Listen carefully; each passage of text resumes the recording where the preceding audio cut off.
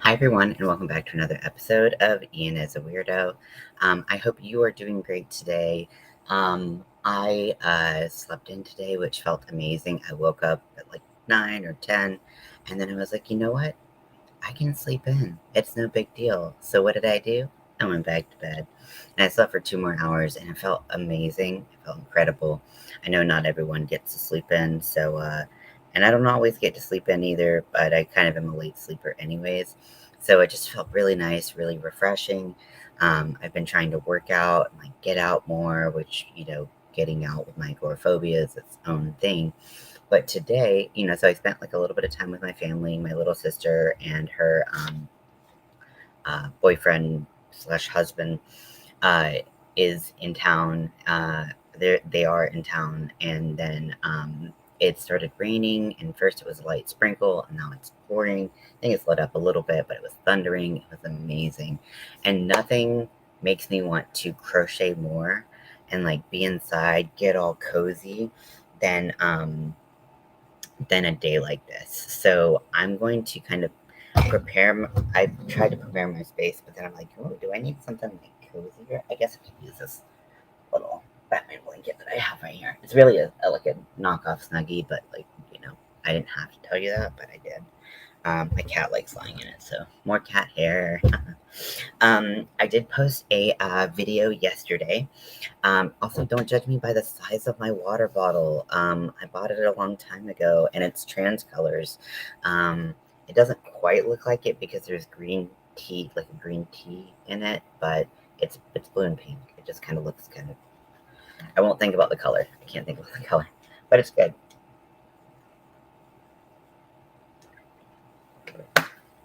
So, staying hydrated, caffeinated, nicotinated. I'm gonna work on some of my whips. When I tell you that my whip pile is so incredibly small compared to what it was, it's it's so crazy. It's so wild to me that it's so much smaller.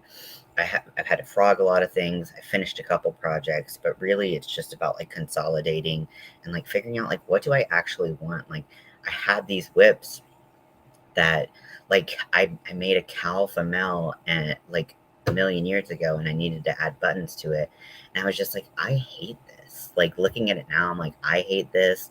I'm like, I know Mel won't like it because it's just kind of ugly, and like, was it something that was like my first like project other than a granny square doing granny stitch, and so I thought I was being hot shit. And if you can if granny stitch is your hot shit, then by all means go for it. But I don't really like, I prefer to do different stitches. And so I looked at it and I was like, the stitches are loose, they're uneven, and like it just kind of looked like a mess to me. So I frogged the whole thing, and now I'm like, well, now I can use that yarn to do something different. Now I did when I did my auction for I think 1K. I think I gave the rest of the ball away, so I got to use what I've got. It's a Caron cake, and had different shades of blue in it, but whatever. So today, I think the whip that I'm going to work on is going to be my pride top. It's the last day of June, right? Yeah. So, if you haven't seen this top yet, I honestly don't know where you've been. So this is the front of it. I did color work, and it is filet crochet. So, which I didn't know when I started it. So it is mesh, and then where you start to fill in the shapes, I did color work. Learning how to, I'd never done color work before, and I had never done filet crochet before. So combining the two was a little bit of a challenge. I'm really happy with how it turned out. The teeth were a nightmare to figure out. It was just so, because, you're just trying to create mesh and just like one little gap. And oh my gosh, it was a bit of a nightmare. But I'm happy with how it turned out. And now I'm just working on the back panel. And the back panel is obviously not as interesting as the front panel, so I've been a little bit slower on working on that. But at least with the back panel, I can do the 3 rows of mesh at a time. So that's what I'm doing. I'm taking my 3.5. Wait, is this a 3.5?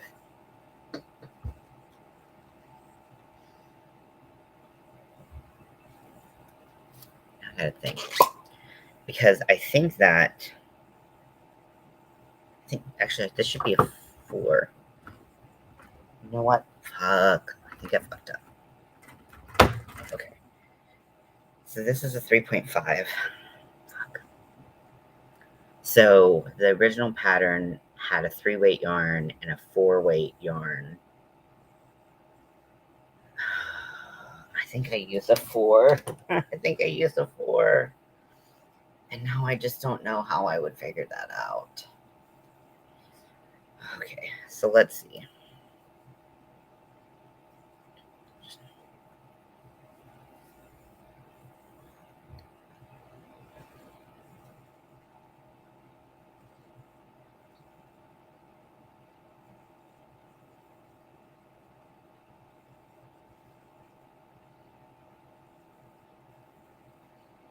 I mean, it's not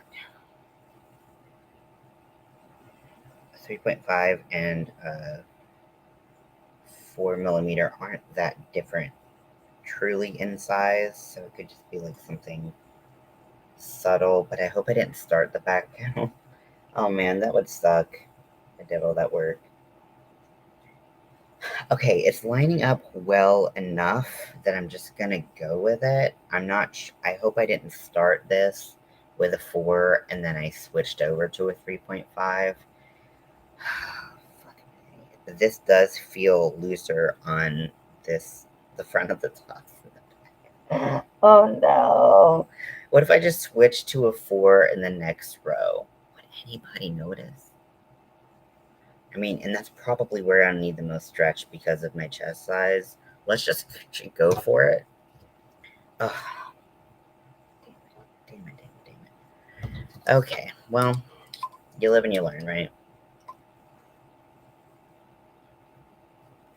Or you make a lot of mistakes and maybe you learn. Maybe you continue to make mistakes. Who knows?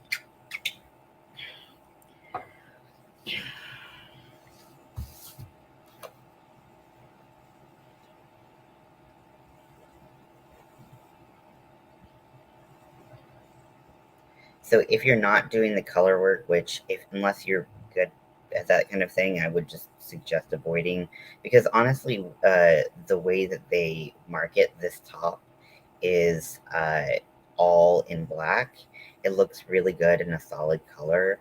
I tried it in a variegated yarn, and granted, there were a bunch of different shades of the dye lots of that variegated yarn, so it looked a little crazy. The variegated yarn definitely convoluted the pattern, so I think a solid would work, but I think you can make this in really any solid color and it would be really gorgeous.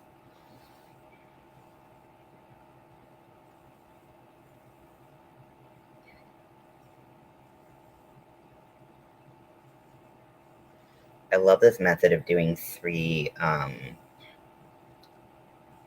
rows at a time. I wish you could do that for any stitch and just get it over faster.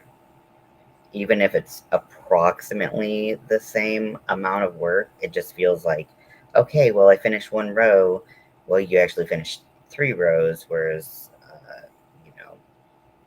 otherwise you would just have finished 1, like normal.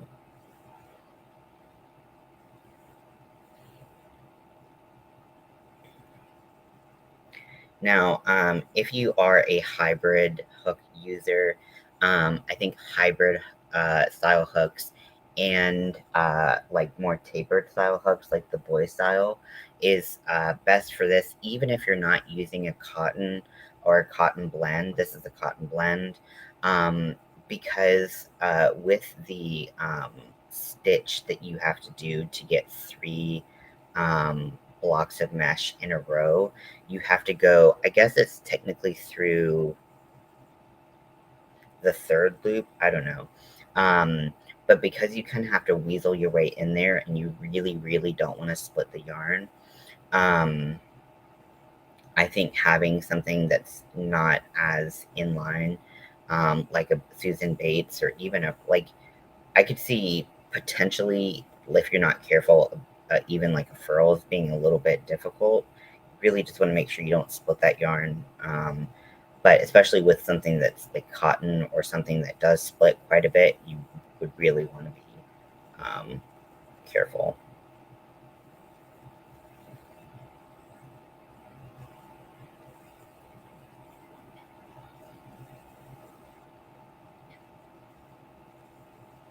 I'm using my Krogo handle. In my description, I have a coupon code for this, and then once we start getting some comments, Nightbot should wait. I don't think Nightbot drops the Krogo handle coupon. But you can get it really cheap, if relatively cheap, if you just get the plain black version, or you can get it customized to various degrees. The more customized, the more expensive. But even then, it's not outrageously priced. And I have a coupon code that gives you 15% off. And the coupon code goes like, I don't get anything from it. I don't get anything from promoting this or talking about it all the time. Ooh, I need my ergonomic pillow, because I'm like, where do I put my arms now? Like, I mean, I can crochet like this, but I already feel it in my wrists a lot more than I have been lately, because I've been using my ergonomic Volari pillow. I'm so fancy and bougie with all my fancy crochet tools. And you can crochet however you want, just like I was talking about with the cleaning video yesterday. If things work for you, they work for you, and I'm not going to stop you from doing that. But if you are looking for things that you want to help more, then, I like to offer suggestions, and maybe you like them, maybe you don't. That's cool. That's how we, try new things. So welcome into the room, everyone. If you are working on something and you want to talk about what you're working on, please feel free to talk about it. If you're not working on anything and you're just hanging out, talk about that. I was saying that I slept in this morning, which was really nice. I had lunch with my family. My little sister and her boyfriend / husband are, I guess, just really partner is the better word for it, right? And although it always feels weird with like straight couples to say partner, I I don't know. It's because it was so like in the queer community, when we said partner, it was always because we were queer and couldn't say like, this is someone that we're dedicated to, that we can't legally be married to. And so now it's like, now everybody uses partner, and you're like, queer? No, okay, you're straight. But I mean, it still means the same like commitment for a lot of people, right? It's just different. It's just kind of like learning that um, that straight people can call their partners too, and that's fair. I have friends, and like, my sister, who they're committed. They've been together for a really long time. They intend on being together for a very long time. They want to get married. And so, like, boyfriend and girlfriend just don't really suit them, because it doesn't show their level of commitment in the relationship. So, partner is more appropriate. They even wear like silicone wedding bands. I'm like, just make it official, get married, and then and then and then you can get the tax benefits. Come on. But nobody asked me, so I don't give them that advice, because I'm really trying not to give unsolicited advice. It's unsolicited, and therefore, I'll wait for someone to solicit it. Maybe someone will, maybe someone won't. But anywho, they're in town, and they live like an hour away, so it's not like they live super far away. But I don't really like the area that they live in. It's very country, very um, old-fashioned Southern, and so I'm just trying not to get murdered. It's true though. Like, I laugh, but it's kind of true. Because I kind of stick out like a sore thumb no matter where I go. If it wasn't the hair, it'd be something else. It'd be the piercings, or it'd be being very effeminate, but being, masculine or whatever.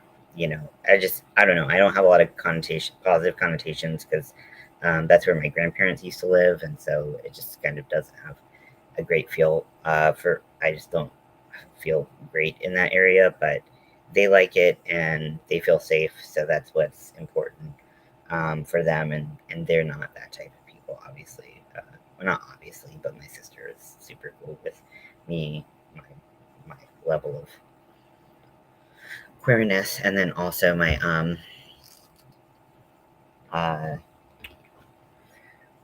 transness. So let me get my 4mm hook. So I need to switch out my Crochet.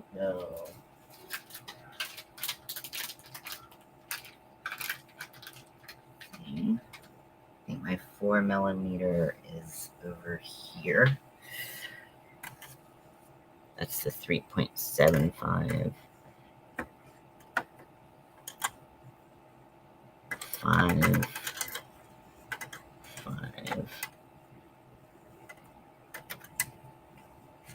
5.5, 6. Okay, give me a second, because I think it's in the other room, and it might have this attachment already on it.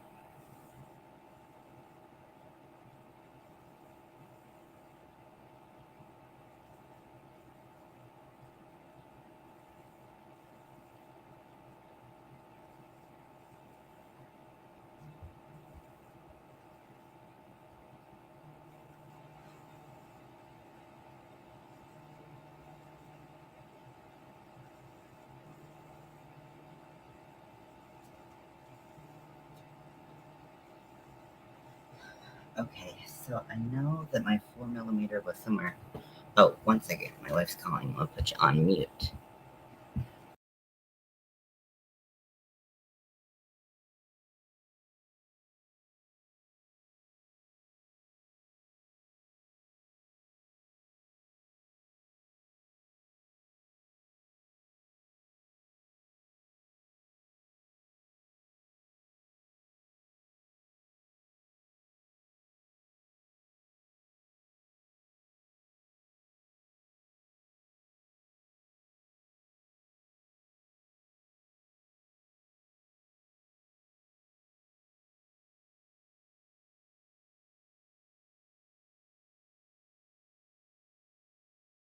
Sorry about that. I don't know where that blasted 4mm hook is. Oh my gosh. That dog makes me angry. You wouldn't like me when I'm angry. But it is drizzly and rainy and kind of gloomy outside, which is my kind of freaking weather. It was thundering earlier. Not so much anymore. But gotta have my ergonomic back pillow.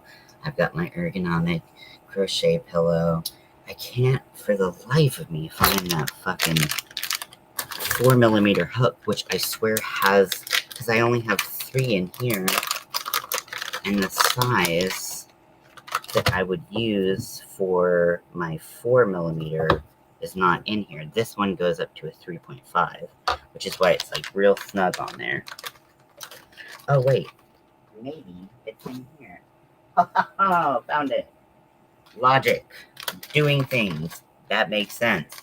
Hey, Winter, welcome in. If you want to come up, feel free. If you do not want to come up, also feel free. Just going to drop the link for you in case you do. I'm just going to crochet as much as I can because I love stormy, rainy weather. It's super fun. maybe fun. I don't know. It's not the word, whatever. But like, I don't know. I just really love gloomy weather. It just makes me want to stay inside, get cozy, maybe watch a movie, crochet. Oh, roommate. Yeah. I figured if he didn't want to come up, a huge likelihood would be because you're roommate. So yeah.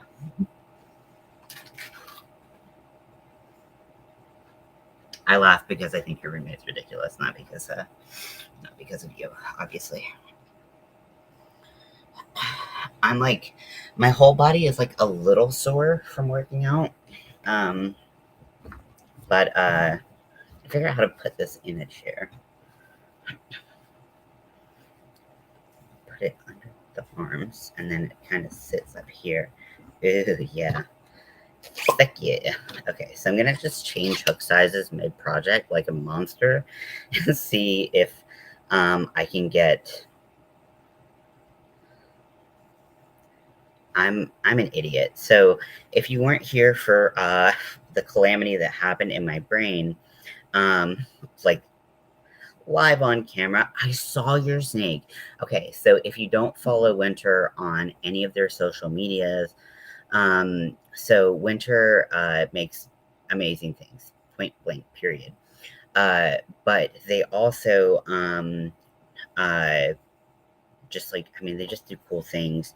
And they just made a rainbow, like neon rainbow, and it's also got black. It's correct me if I'm wrong, Winter, but it's the colors of Red Heart Super Saver Bright Stripe, right? Like, I don't think it doesn't look like the same yarn, but it looks like the same colors. It, correct me if I'm wrong, but it's got like all the um things, and it's 48 inches long. Um, so, what is that, 4 feet?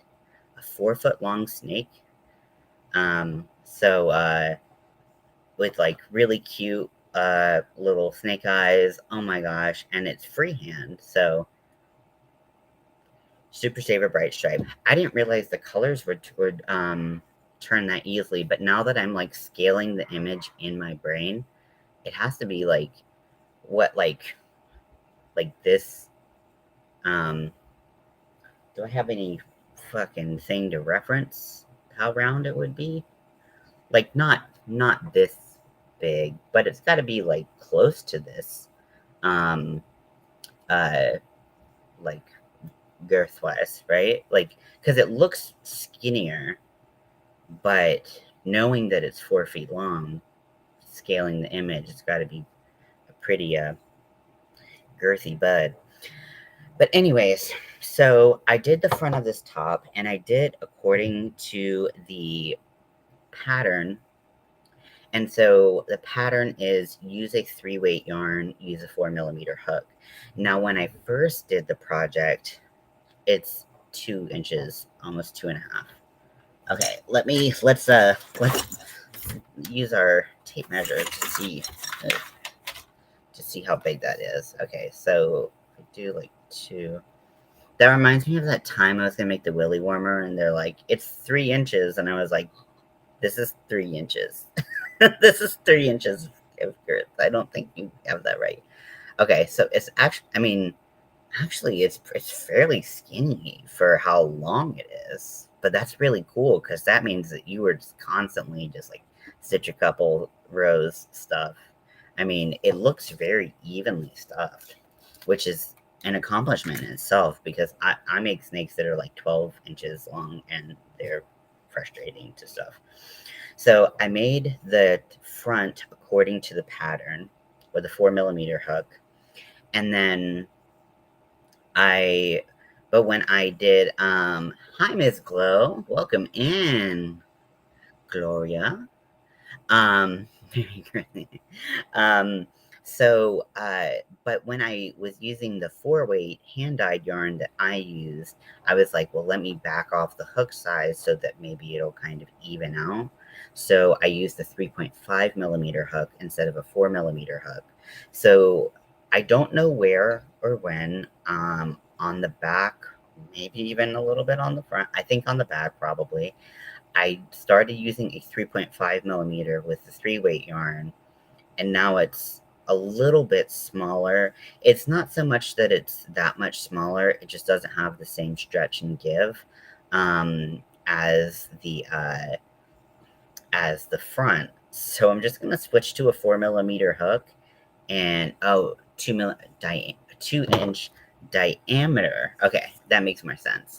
So the diameter. Oh yeah, that's nice. That's a good size little muffin. So like let's see. So like yeah, almost the size of one of these small 8/4 Cotton King things. So yeah, that's a yeah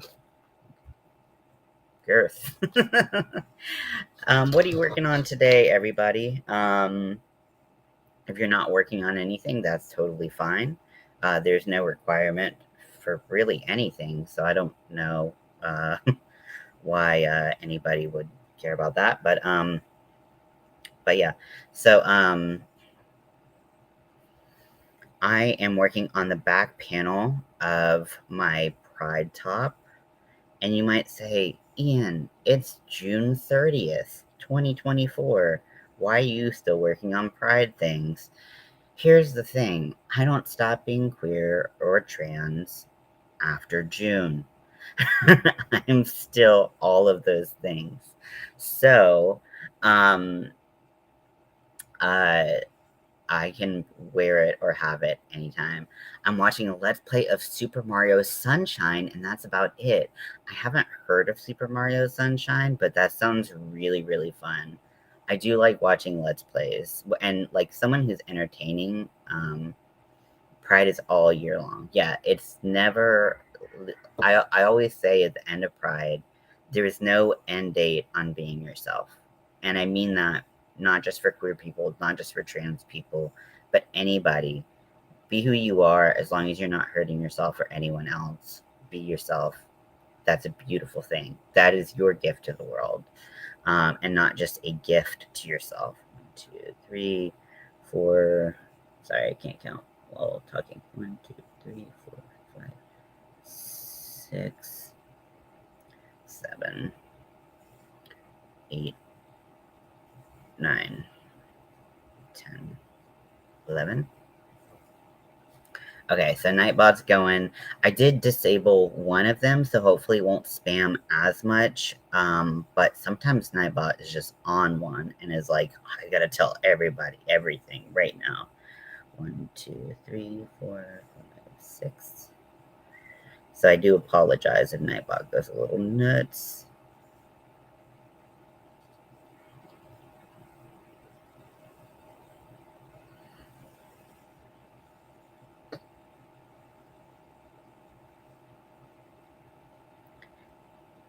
Now, I learned this method on YouTube, and I did adjust it for the amount of chains that I do in between my mesh. So it's adjusted slightly just for my pattern, but it is really easy to learn. So if anyone wants to know how I do 2 or 3 rows of mesh at a time, I would be happy to link the original video that I follow, and then I would also be happy to share how I modify it based on the chains. Because the first time I didn't modify it, and I was wondering why my stitches looked so like shortened, and the reason why is because I didn't make those modifications. Hey Daniel, congratulations on being the mister to a doctor. If for those of you who didn't see, Daniel's husband Ash just got his doctorate and is now a dentist, which is an amazing feat, and we are so happy for both of them, because anyone who's been through any kind of intensive schooling, intensive program, hard job, whatever, you know that if you are in a partnership and a marriage with someone, that is not a solo job. Your partner is there supporting you, helping you through those long nights, like all those things. So congratulations, Daniel, and congratulations to Ash, of course.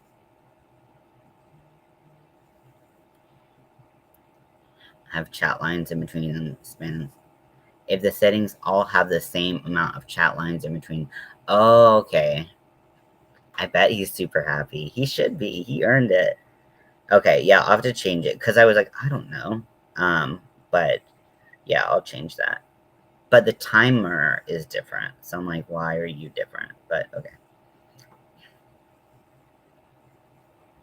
Okay, I'm going the wrong way. Sometimes that happens.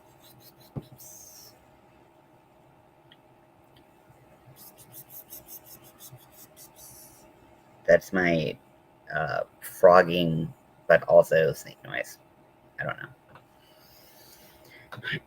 Like, so I wanted to like start stitching this way, and I started stitching this way like a lunatic.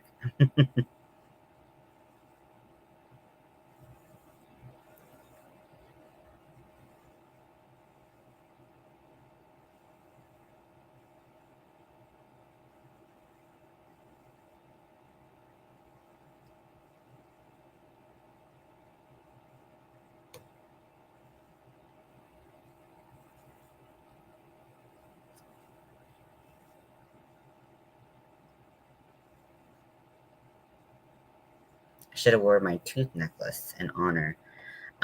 So I've talked to, I don't know if I've talked to anyone here about it. Maybe I have, just not in a while. But I'm thinking of doing a new craft. So a lot of you know that I'm trying to switch from doing made to order crochet products because honestly, I'm so slow at crochet. And because of that, I have to charge more, and it's just really difficult to do, to trying to write patterns, see if that's within my wheelhouse. 2, 3, 4, 5, 6. Um, and then I'm also dyeing yarn. Um, and the thing is, because I'm dyeing cotton and plant fiber yarn, I know that there's not as much of a market for hand dyed yarn as there would be for like wool products, especially as the year continues and it starts to get a little bit colder. People really like to get those animal fibers because they're warmer and all of that stuff. And a lot of people really like to use wool.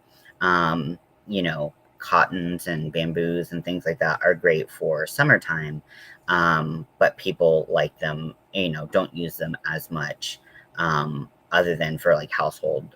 Hey, Nifty, welcome in. I'm just crocheting along, chit chatting, stuff like that. Feel free to share what you're working on if you're working on something, or we can just chit chat and hang out. Also, I have the world's biggest water bottle. Maybe not that, but it's really big. So don't judge me. I'm just trying to stay hydrated. And I got some of those crystal light packets for like the pitchers. And so I'm using my big ass water bottle. Don't judge me.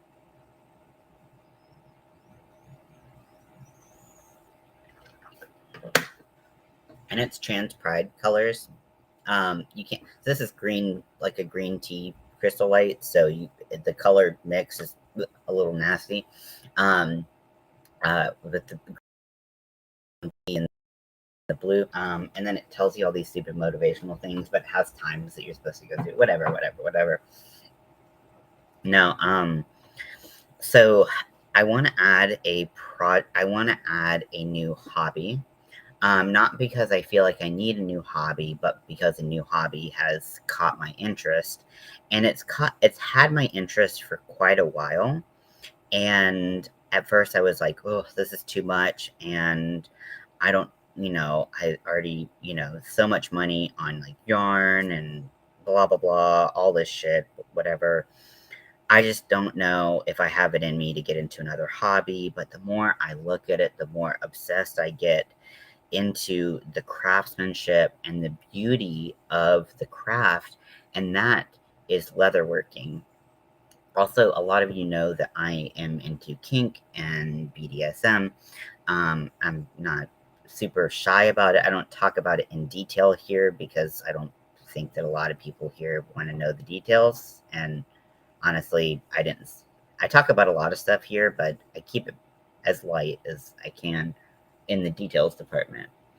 And so I just really started to marvel at the amazing craftsmanship of handmade leather items.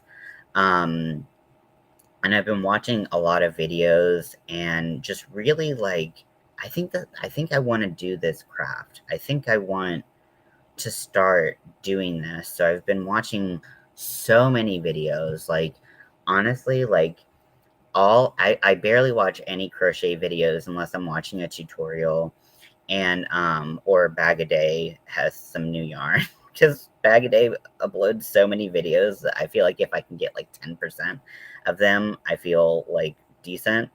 But then I watch What's the Safe Word, which is one of my I just binge watch. I've just been binge watching that. If you want that channel name, I'll be happy to share that. It talks a lot about kink and different things like that. And then I've been watching a lot of like leather making and leather working. Not so much leather making, but leather working tutorials and all the tools you need and the different types of projects that people do and stuff like that. And I'm so interested in it. It's really intriguing to me. And I just, Evie Lupine, I don't think so, but let me just look them up and make sure my volume's down. So just in case it starts blaring, I don't get a copyright strike, because I don't want to, like, who are you, Evie Lupine? Nope, not Evie. Evie Lupine.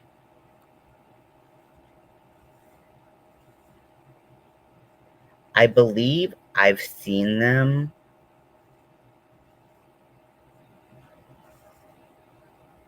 I've seen them being featured on What's the Safe Word. But I'm going to subscribe and I'm going to ring that bell.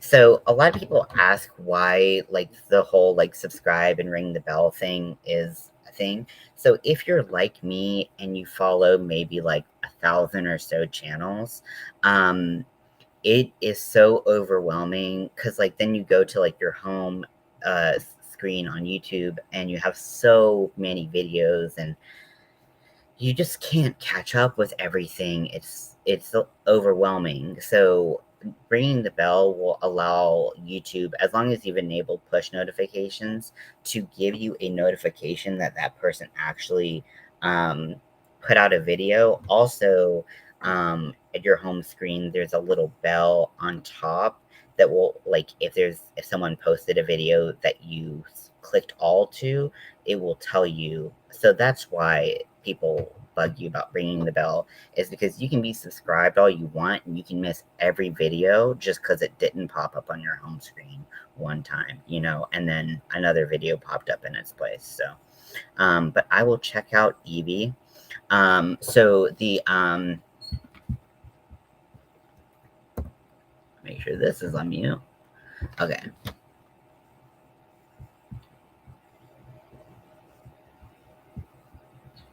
I think I know their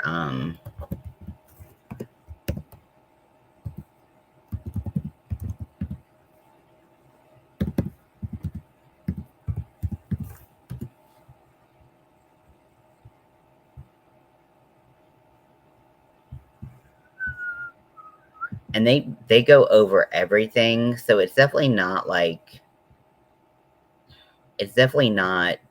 family friendly.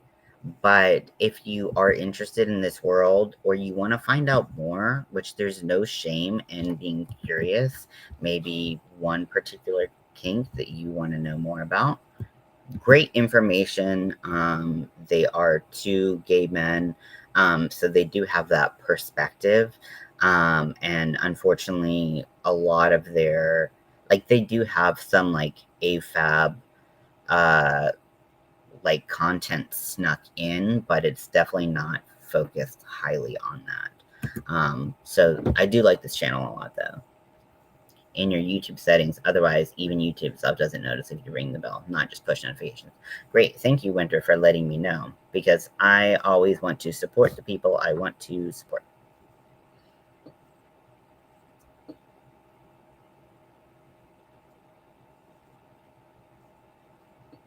Hi, Lydia, welcome in. But yeah, so I really want to get into leatherworking, and really it's not an intense upfront cost. And to me, it's more of a, like, I don't think I would sell, I'm not like looking to make stuff to sell it, which kind of is how my hand-dyed yarn started. And I don't know, I like dyeing yarn, but just the supply of, for me, because I use cotton and cotton blends and plant-based blends that are, that I have to buy retail. I, like, a lot of times they go, like, they're sold out, and then I'm like, okay, well, now I have to find an alternative. So it's a little, like, kind of annoying. And then everybody has like a favorite yarn that they like to use and all this stuff. And I had a commission fall through because, like, it just was so much to communicate that I think kind of like the custom orders kind of drained me of my soul a little bit, or what's, what I do have of one. Um, so, I, uh, I don't know. So, I mean, the yarn dyeing is fun, and I would like to do it for me, and potentially for things that I sell in the future, especially for like next Pride, because I just want to make Pride colors. I'm not good enough with like color coordination and like thinking of creative color combinations, to just like dye my own yarn, willy nilly. I mean, like, look at Daniel's ability to just like put colors together and have them be gorgeous. That's just not me. um, and that's okay. Everybody can have different skills. But for me, I really wanted to do Pride colorways because I was so excited by the idea of the Big Twist living anti-pilling yarn. I know that the execution isn't up to most people's standards that have tried the yarn. It is still really soft yarn. Um, but I was like, every time I've gone to Pride that I've made crochet item wearables for, I wear acrylic because it's cheaper, so many more color options, all of this stuff. And then I end up sweating my ass off, like, literally, um, just to wear this thing that I made. And I'm like, I really just wanted to wear cotton and something breathable. So that was why it was so important to me, um, to make a cotton option, because I was just really freaking tired of just being so sweaty.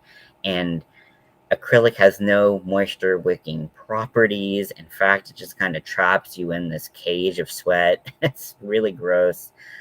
Some people aren't as sweaty as me and can get away with just wearing acrylic items.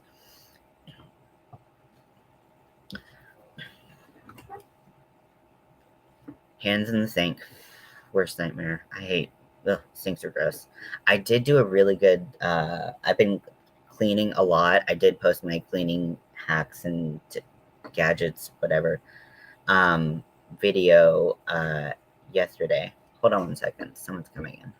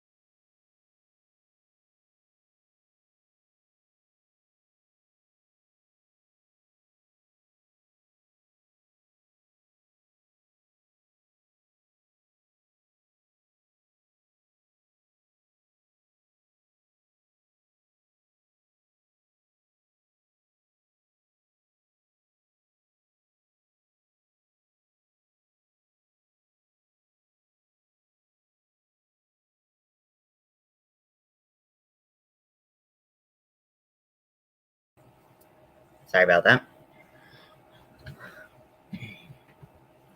the plus side of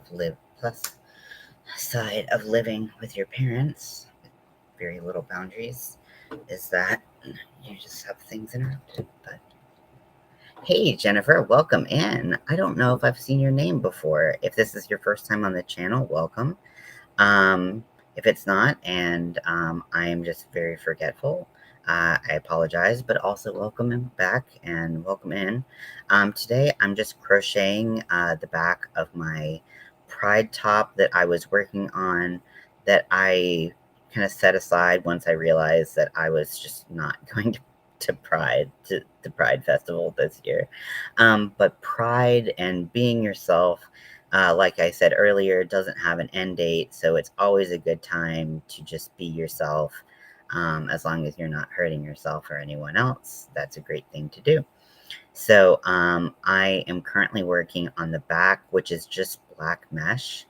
Gonna have a live birthday party in a few weeks. That's so cool. I can't wait. My phone fell on the ground.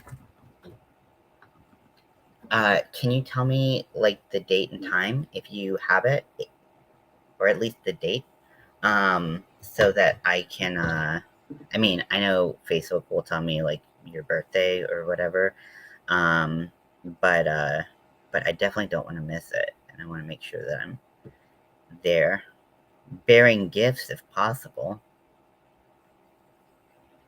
I don't know what gift that would be, but.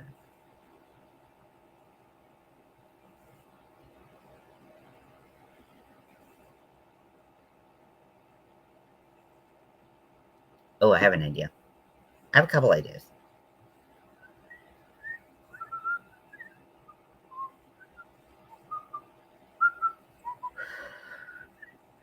July 19, around 19th. 19. Cool. So you're a Cancer, right? Are you a Cancer? Because you're kind of on the cusp. So that's a Cancer and Leo. Yeah, I know some of those notifications though, because I get so many notifications on YouTube. I'll click notify me, but some of them they just kind of get lost in the sauce. So if I have it on my calendar, I'm much less likely to forget. My ADHD ass is like as many reminders as possible because I mute half of them anyways. Okay, so the 19th. Okay, cool. I don't have therapy that day. Is that your actual birthday day?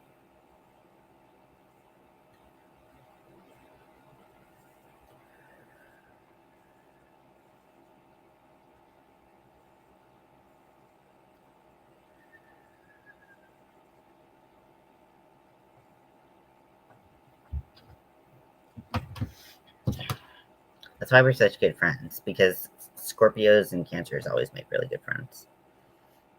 Not always, but usually. I mean, also, so no, like I said, I can't do it the day of. Oh, because, yep. I figured that, and honestly, that's kind of how it is. But I'll look on Facebook to see when your birthday actually is, so I don't miss that. Also, I'm going to ask you a bunch of random questions that have nothing to do with your birthday. If you're wondering about my ergonomic pillow, there's a coupon code for it. I don't get anything from it. I just feel like every other YouTuber says, like, I don't get anything from this coupon code, so I just feel like the need to say it. Also, so you know that I'm not pushing something just because I have a coupon code and I make some kind of money off of it. I fucking wish I would make money off of literally anything I do, but I don't, so whatever. But I found this on some yarn shop's website for 15% off. The pillow is fairly expensive. It's bigger. Is the next day. Okay, so it's the 20th. Okay, so you are truly a little cusp baby. Cusp baby. Why is my calendar being all weird?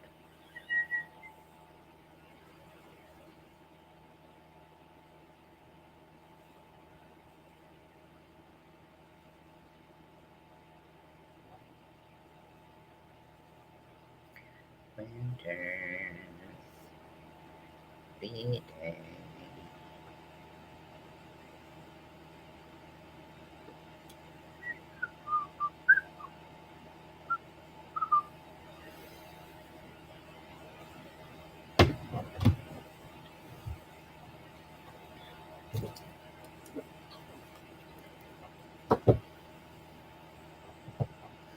Also, just anyone in the room, if you if you have a birthday that you would like us to celebrate here on the channel, or you're having a birthday live like Winter is, please let me know. I'll put it on my calendar, and like if it's here, we'll do a little something for you.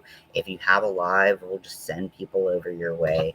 Whatever. Like honestly, like not everyone celebrates their birthday, and I understand that, respect that. That's totally fine. But if you do want us to celebrate it, well, like I think it could be fun for all of us to kind of get together as a group and celebrate things. So if you're into that kind of thing, then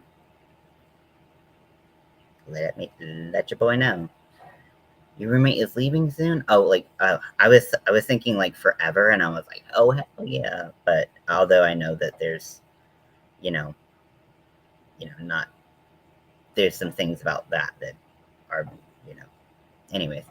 Um, but yay, your roommate's leaving soon. Yeah. And if you want me to drop the link, I can, or if you don't really want to come up, that's cool too, even if your roommate's gone. So always an option here.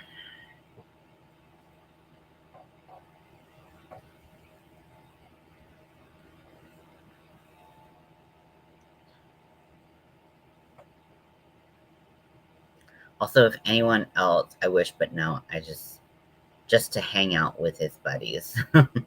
Well, at least he's out of your hair. You're very cool hair. Also, I'm going to drop the link for anyone who does want to. I will, as soon as he closes the door. Very nice. So I am going to drop this link for anyone who does want to come up. Just be respectful. And, you don't have to be working on something. Just, if you want to come hang out, you're welcome to. We're just going to crochet until we don't feel like crocheting anymore. So by we, I mean me. You can crochet as long as you want, but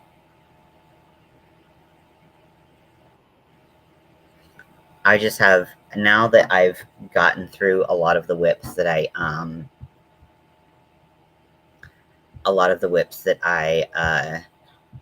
didn't, Winter. Hello. Hi. I'm in darkness right now. Hold on. Hello, darkness, my old friend. Yeah, pretty much.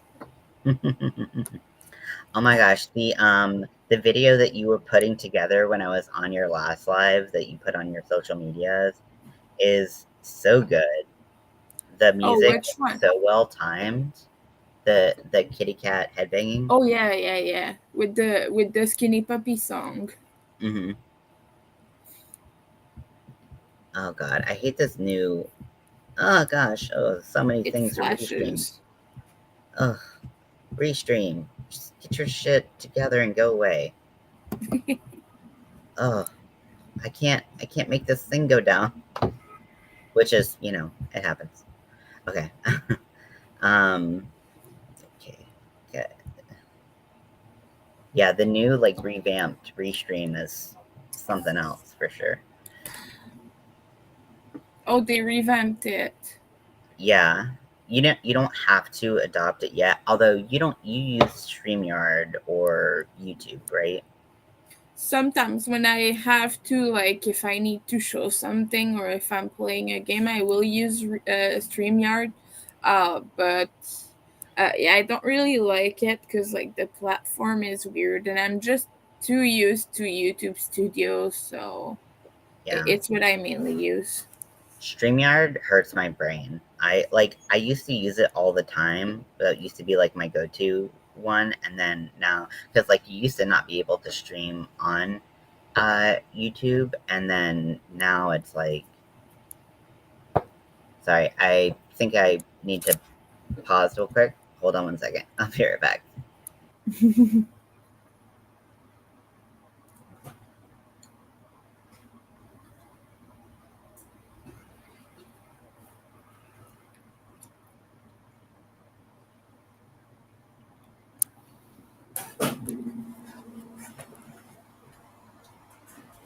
Entertain people on.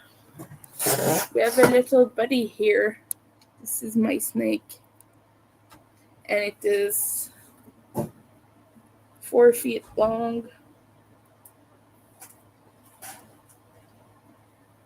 And it's full of neon colors. This is Red Heart Super Saver Bright Strap. And I used I think those are 16 millimeter safety eyes. Hold on, or measure it. See?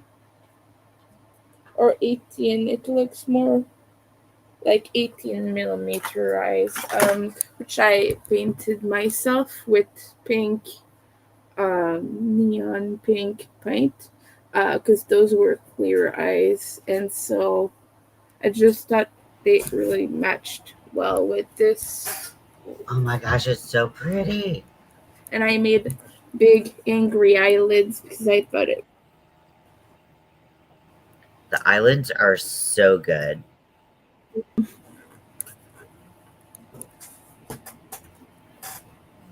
And this is UV reactive too.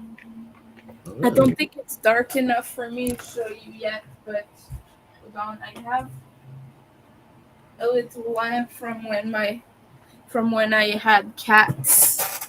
Maybe if I darken the room it will help, but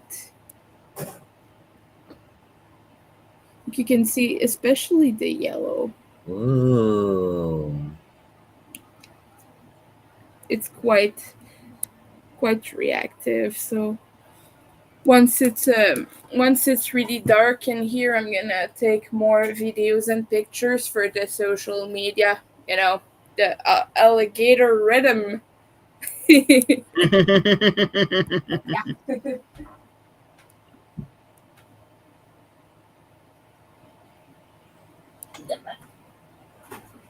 Right now it's just chilling on my floor. So Yeah, that's where most of my things end up.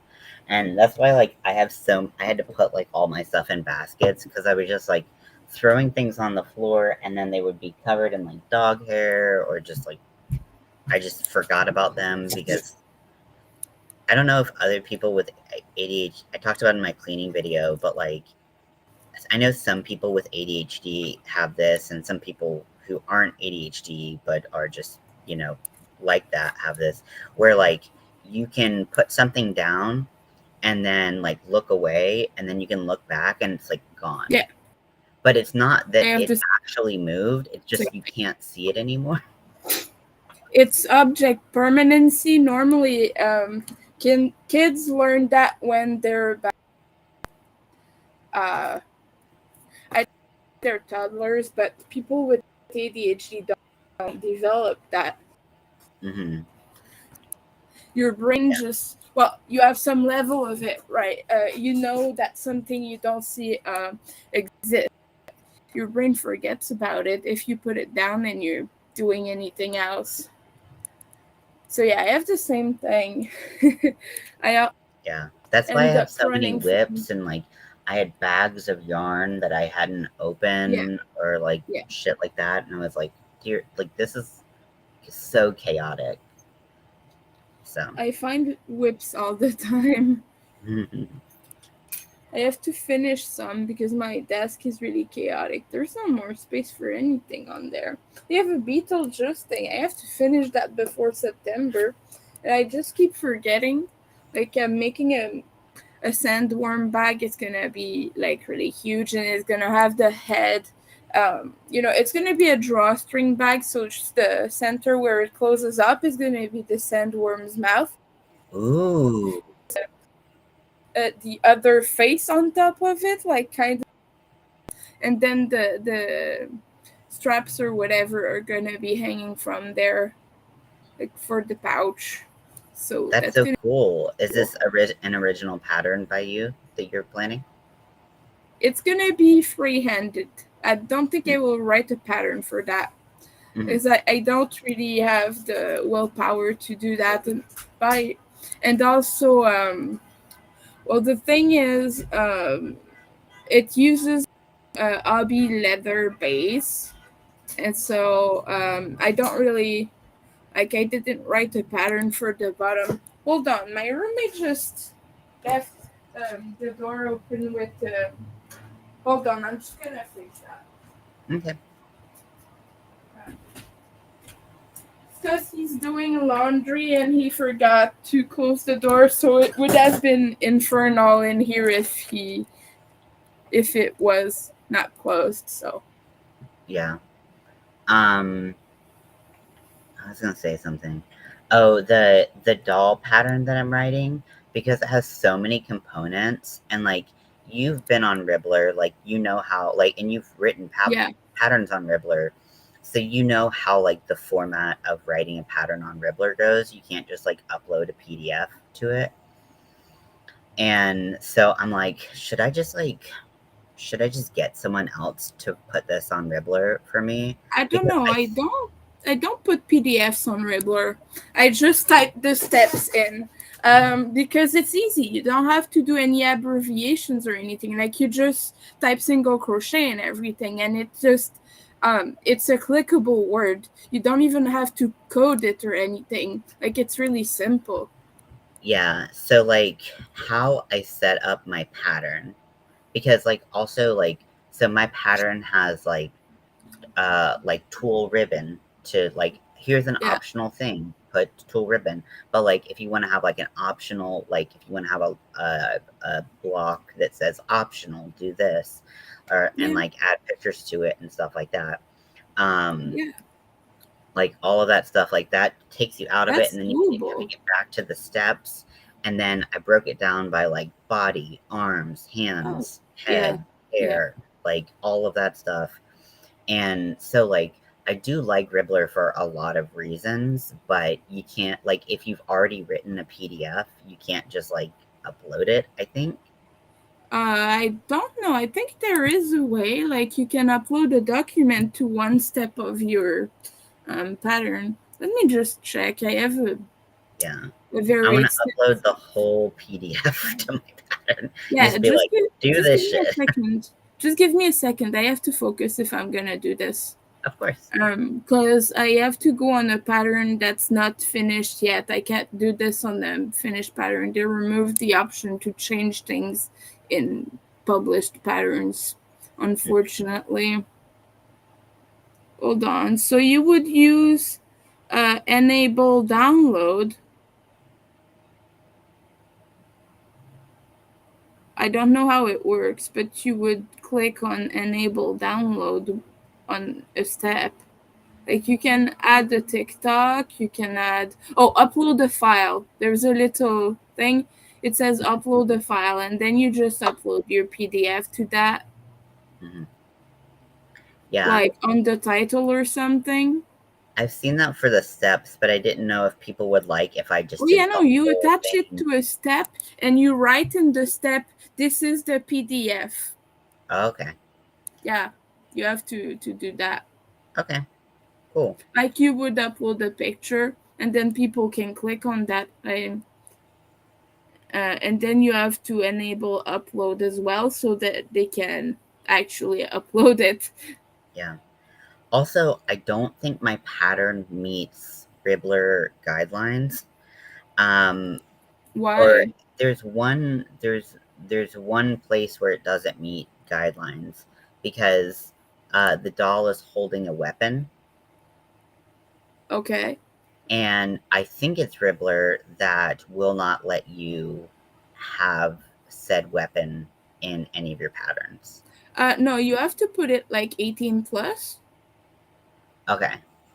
And if it doesn't meet community guidelines, it will just be hidden from people who have it in their settings. But some people have changed their settings to be able to see those, so it Mhm. it will just reduce your viewer. like Yeah. count. I think the picture that I show is gonna have like a happy face emoji like over the weapon so that people can't see it. But if people know the reference, like I think you know what I'm making. I showed you a No, I while ago. don't. I I have don't no idea. it's been a while, so if you don't remember, it's fine. But it's I'll send it to you later. But uh it's uh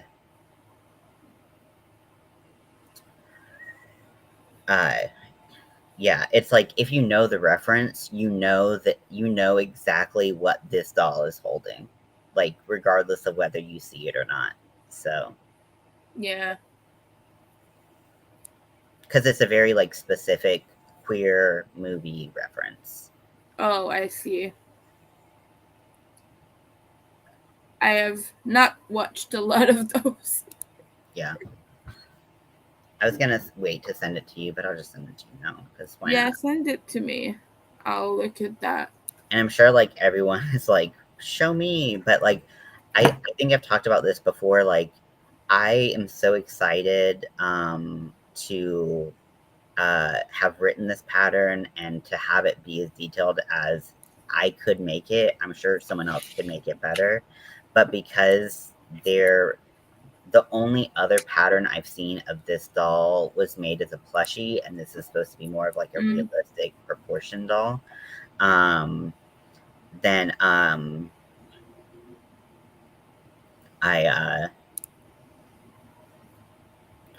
I don't want to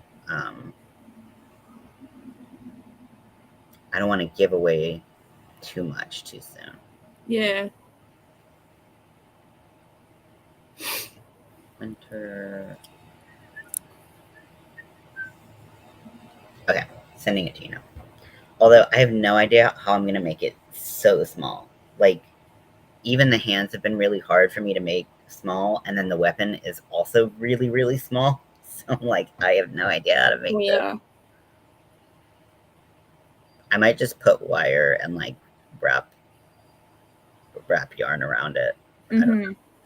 That's the best I can think of, and then it'll stand up and look It like a. would be good, like a Lego hand, like a C, Mm-hmm. and then holding the weapon. I think that's the most likely. Like you could use wire to make it hard enough to hold an object, Mm-hmm. I guess, or just sew it in. I don't know. Yeah, I'm not because good with that. yeah, hands suck. I'm fully against hands, just period. I've developed No a hands. hatred of hands. I when I was drawing a lot, I hated drawing hands. I was bad at it. And so one of the hands is kind of splayed out so you get like the definition of fingers. So I'm experimenting with hook sizes to see what I like the best because I used a 1.75 millimeter and it was still just too big for the rest of the body. Damn. So I'm trying a 1.25 now, and it seems like it'll be better, but then I still am trying not to get like chunky, fat sausage fingers. Um, like it's all about like how it looks relative to the rest of the body.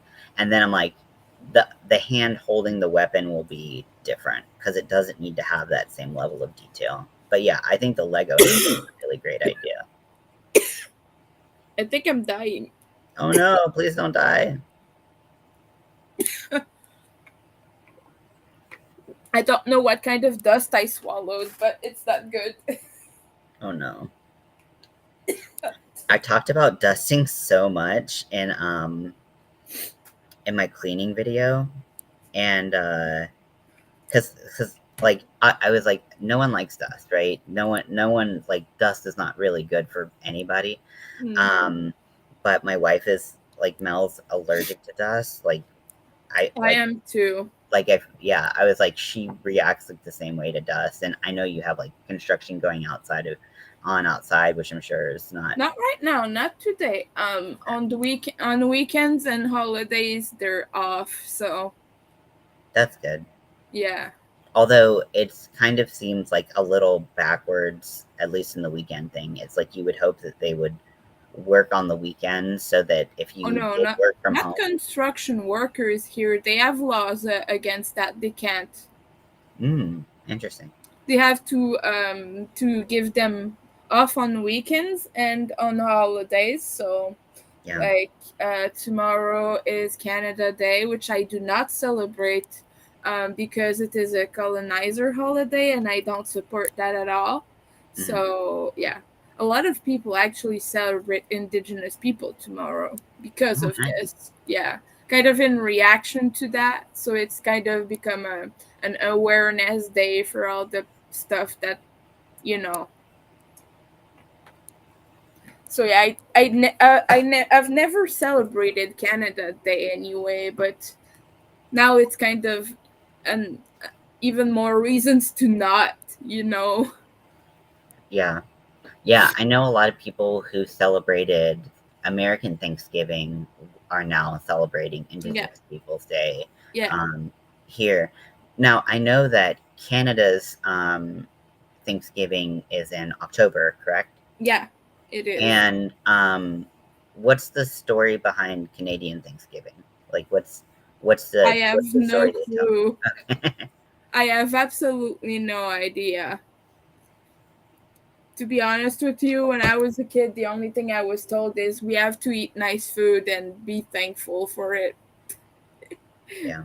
Well, I I've mean, never being bothered to thankful for find food out. is, not It's not not as big a thing here. People just hang out with their families. They don't really like do anything very special. Like not that I know of anyway. hmm The only thing we've ever celebrated was like Easter, uh, Christmas, and that was about it. hmm Yeah, I have a friend who he's from outside of Toronto. He's from Mississauga, and so every Canadian Thanksgiving he goes back home and he spends like a week with his family. Um, so it's always like a nice time that he has with his family. But I didn't know if there was like because I mean, you've seen Adam's Family Values, Yeah. so how. I mean, that's effectively how Americans a lot of Americans celebrate American Thanksgiving. Is like that's the story is like the Pilgrims and the Natives and leave out the genocide and smallpox blankets and what have you. Oh, I just looked it up. It's for it's a religious holiday to celebrate the harvest. Oh, okay. See, I mean, celebrating the harvest makes a lot more sense. Like, I mean, and pagans did a lot of similar things. So, of like having holidays surrounding like nature and things like that. Not necessarily saying that it's Oh a yeah, here it's not really like a nature celebration thing. I don't think it's not in the same light as you would celebrate as a pagan. hmm Like as a pagan, I celebrate nature for giving me like the opportunity, but I don't know where exactly the uh I don't know how to explain it, but I don't know exactly where the tradition comes from in Canada, but it seems more of a religious thing from what I'm seeing now. Hmm, I'm not quite sure. interesting. Like I said, I never celebrated it, so I don't know about it. Yeah. Yeah, as far as like I've always had my friends experience it, it was just time with your family, that Yeah. was it. Which is, I mean, that's good that you get time with your family if you like your family, and you like being around them. So you know, I don't. I so don't. As you probably yeah. know. There's also chosen family, which uh, Yeah. a lot of us do have, and especially, I like that it was, sometimes when we see terms, like co-opted from one community to another, it can be offensive, it can be like appropriating, Yeah. um, I was talking earlier, I don't know if you were on yet, about how, like, my sister's partner, and like how when like heterosexual people use the term partner, it can be confusing to queer people because it was always like something that like we said to not out ourselves, but to indicate the seriousness of the relationship we were in. Mm. You know what I mean? So when like a straight person is like, "Oh yeah, my partner," and you're like, "Are they gay?" I don't know. Personally, it doesn't bother me, and I think it normalizes it. Yeah, Like, kind of as a way to say, hey, if everyone says partner, then people are just not gonna know if you're gay or not. yeah, Like, it kind of give us the cover of that, you know. yeah. Personally, I just think like everyone has a partner, and even a cis person might not be comfortable being called a girlfriend Mhm. or a boyfriend, especially because it's very infantilizing. Like, oh, you're my friend who's a boy, oh, you're Yeah, my friend who's a girl. But like, when you're an adult and to some older folks, like in their 50s and up, like it feels weird to them, I've heard, or that's what I've been told. But like, yeah. And calling then themselves partner is kind of more of a. yeah, and then also the term girlfriend for a lot of AFAB, especially straight folks, is like used for like literally a girl that is a friend. And so it can be really confusing if you are like a lesbian and someone says Hmm. girlfriend and you're like, girlfriend or friend that is a girl? And French, it's very different because we have a term for that. Friendship? We would just no.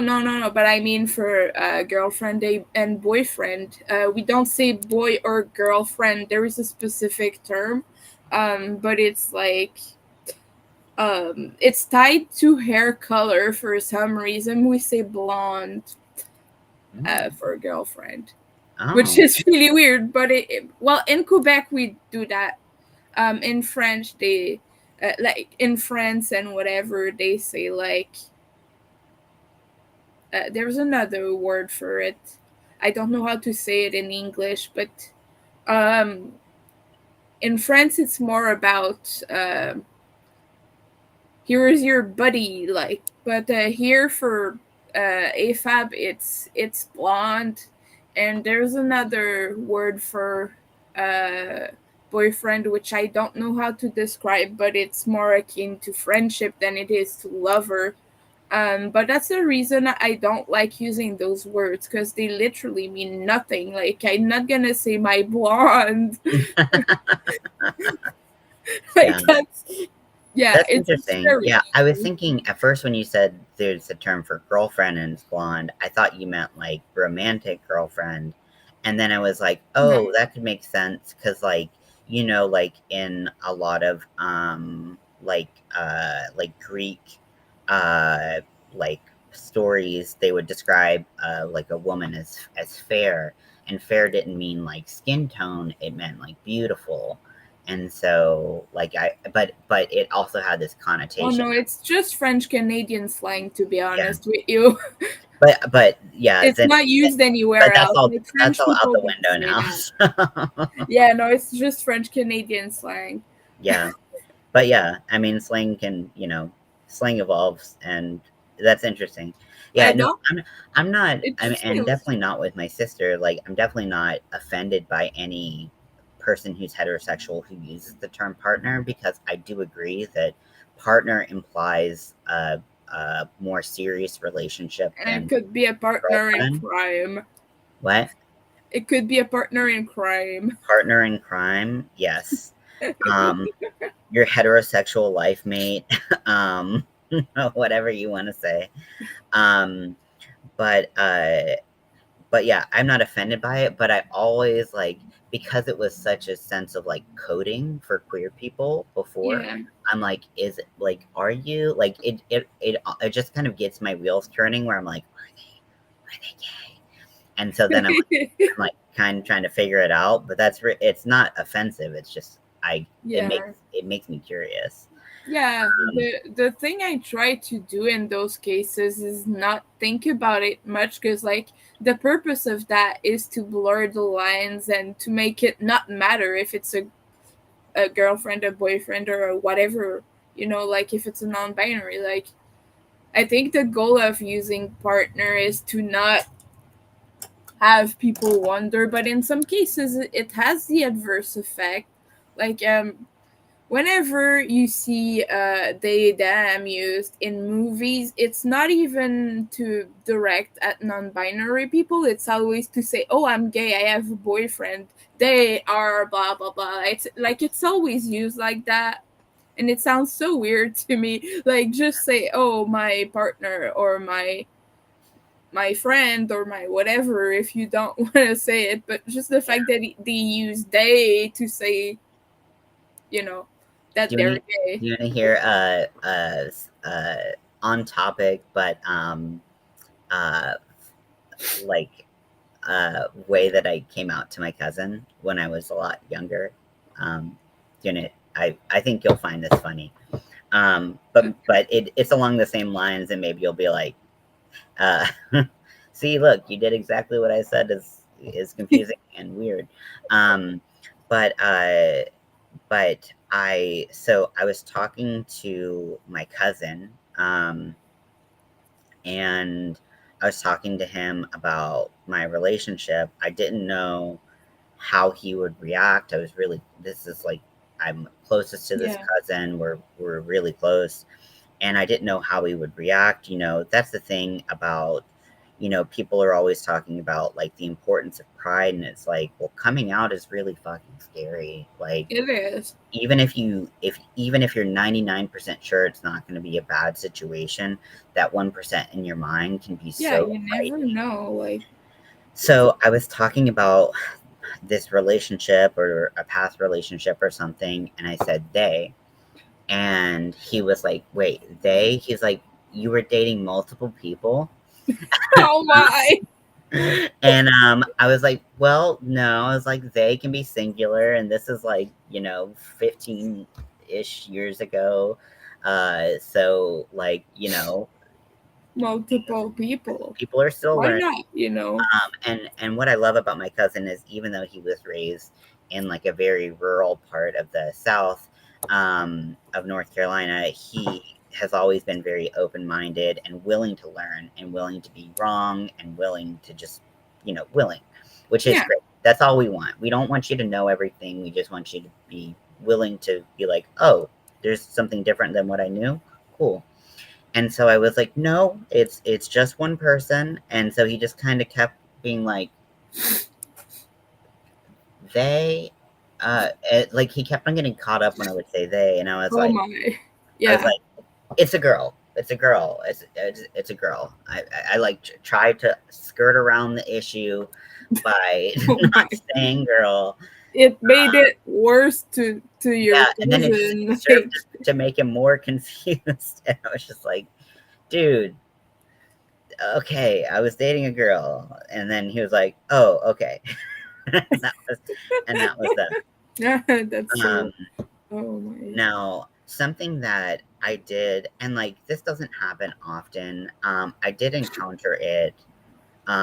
Speaking of like the partner thing, and maybe this is just me being dramatic or whatever. I don't know. Um, but I don't know. So it doesn't happen often. And when it happens rarely, I don't say anything because it's not a big deal. But I was in my intensive outpatient therapy group. Yeah. So I would say, my wife this, my wife that. I say wife like, it's going out of style. Like Mm. maybe it is. I don't know.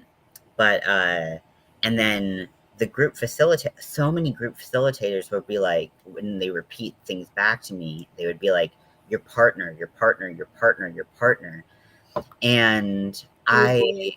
I started to be like, why the fuck aren't they saying my wife? Like, it got real. They're uncomfortable with it.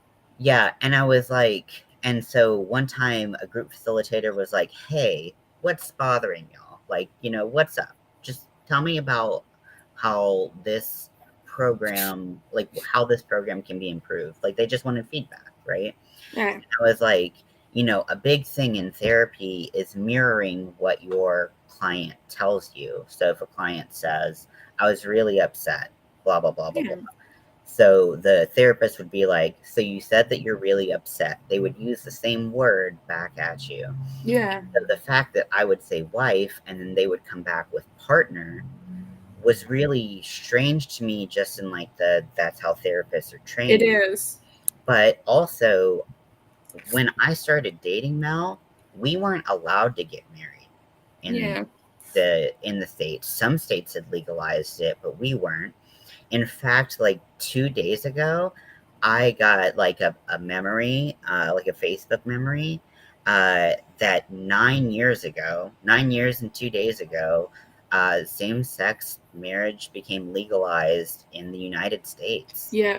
And so it's like, well, we fought for those fucking rights. I fought for the right to be able to be married. Yeah. So it'd be nice for your therapist to say it. Yeah, Wife, wife, wife, wife, wife. yeah. And I was like, a slip up here and there, I don't give a shit. But it's Yeah. like, it was so weird because it was almost exclusive to partner. Yeah. And I was like, maybe this is a dumb thing to complain about, but like, I had to fight for these rights, Yeah. and and a lot of people before me fought for these rights. Raise your hand, show the ring, point to it if you have to. Yeah.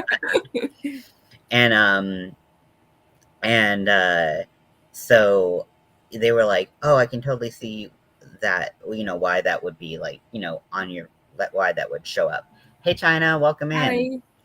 And so, after that it got a lot better, and occasionally people would slip up and it would be whatever, but just being able to say like, Yeah. hey, this is actually kind of like invalidating to to just like revert to partner. Yeah. Like, not that there's anything wrong with I being a mean, if you partner. would have started by using it instead of saying wife, then I would understand. But the fact that you specifically said wife and that they would specifically not use it, that's where the problem lies. Yeah, Like, yeah, it's yeah. just So odd. I was like, I have the marriage certificate, this is my wife. um I get tax benefits because she is my wife. I couldn't always get married, she is my wife. Yeah, So anyways, but yeah, so it's just something that, because I think that a lot of queer people, like, it's so easy to forget that like this wasn't always legal here. And I know gay marriage was legalized in Canada way before it was legalized federally. let me check What was the it like? date actually. Was it like 2006 or something? Let me just look that up real quick.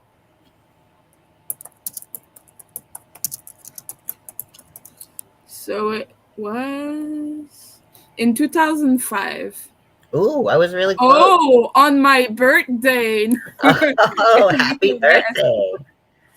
Parliament passed the bill on July 20, 2005, making Canada the fourth country to legalize same sex marriage nationwide. On the Damn, look day at of my y'all. birthday. How old was I? Hold on. I gotta do the math. Like, Oh, I was thinking about how old you were, but I don't like to ask that question. So now I'm gonna do some math. oh boy, I was like 12 when that bill passed. I was not out yet, nor did I know. By the way, I'm gonna be 31, so Oh, I always think that you are way younger because you look. everyone thinks I'm like early 20s, Hmm. but I'm not. I'm just very, very how can I say, you know, it's not even my physical appearance, I think. I think it's because of my disabilities, because I have the skin of a 35-year-old plus. Like, I have wrinkles all over my forehead, and I have quite bad skin. Like, yeah. And I'm losing quite a bit of hair. Like, it doesn't show right now because it's in front, but I have a very. It's starting to recede. I think it looks cool. It annoys me personally, but Mm-hmm. yeah, I have the body of someone my age, but the way I behave and things like that is heavily childhood coded for a lot of folks, Mm-hmm. which is of course kind of ableist, but you know the way society always associates certain things with childhood, Mm-hmm. it doesn't play in my favor. Like I met up with a woman. She wanted to buy my Dr. Martens, and she thought I was in CJEP. CJEP is the collegial level of education in Quebec. It's like pre-university, Mm-hmm. and you go there when you're 17 and 18. Normally, Wow, like you don't that's really crazy. go there above that, like maybe 19 tops if you're not someone who's going back. So she thought I was 17, 18. And that was like 2 years ago. Like about 2 years ago, she was convinced in her mind that I was about that age. And I was just like, oh no, I've finished CJEP long ago, lady. I was pissed, to be honest. I understand, but also, like, I don't know. Now people are pretty spot on about my age. Occasionally I get, like, the other day someone was like, "I thought you were 22," and I was like, What? "What?" No. Cuz I'm 32, and Yeah. I feel like I look every bit of 32. Um and I but, like, I feel like when I transitioned, did, like, a big age jump. I don't know if that makes sense, but, That's like, possible. when I like, before I transitioned, people always were like, "You look so young," and, like, I constantly I'd have my, like, ID at, like, bars or whatever, and people Yeah. would be, like, holding it up to the light to see if it was fake and stuff.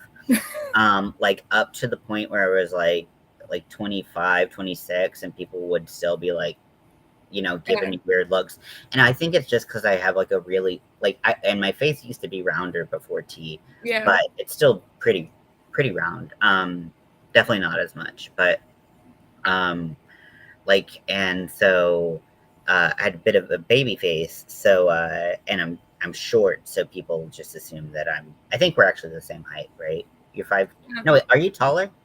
How Five tall? three. I'm 5'2". Okay. I don't know why I was like, you're either like just like almost exactly my height, or you're like 5'6". Anyways, but when you're I short, wish. people assume that you're young. I don't know what that's. I mean, I guess it's just the base. My aunt is like five something. Like she is really short, and she's like in her 60s or something.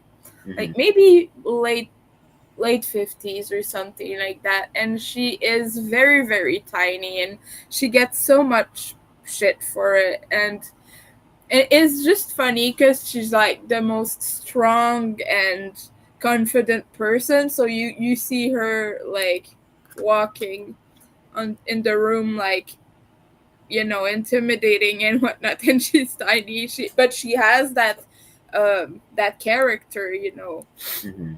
and it's just annoying as heck that people are always treating her differently because of that. But she doesn't let them get away with shit. Yeah. So, like, I'm like, this is like, I know height and facial hair, and like, there's certain things for like trans men that like really just like stick out, that constantly like bother us. And so, like height is always like one of them for Yeah. a lot of trans folks, and not every trans person, obviously. And then but like, being a short king, if you will. Yeah. um and but like, what's annoying is that I have two sisters who are both significantly taller than me. Oh boy. So my younger sister is probably like 5'5", 5'6". Mm. And then my older sister is like 5'7", 5'8", and my dad is like Giants. 5. Giants. And I'm like, fuck you. Fuck you all. I think my Fuck you all. brother is pretty close to 6 feet. I don't know how tall he is, but I know he's taller than my father now. Yeah, my brother is a freaking giant, and I'm just over there like, fuck you. Like, Yeah. Yeah.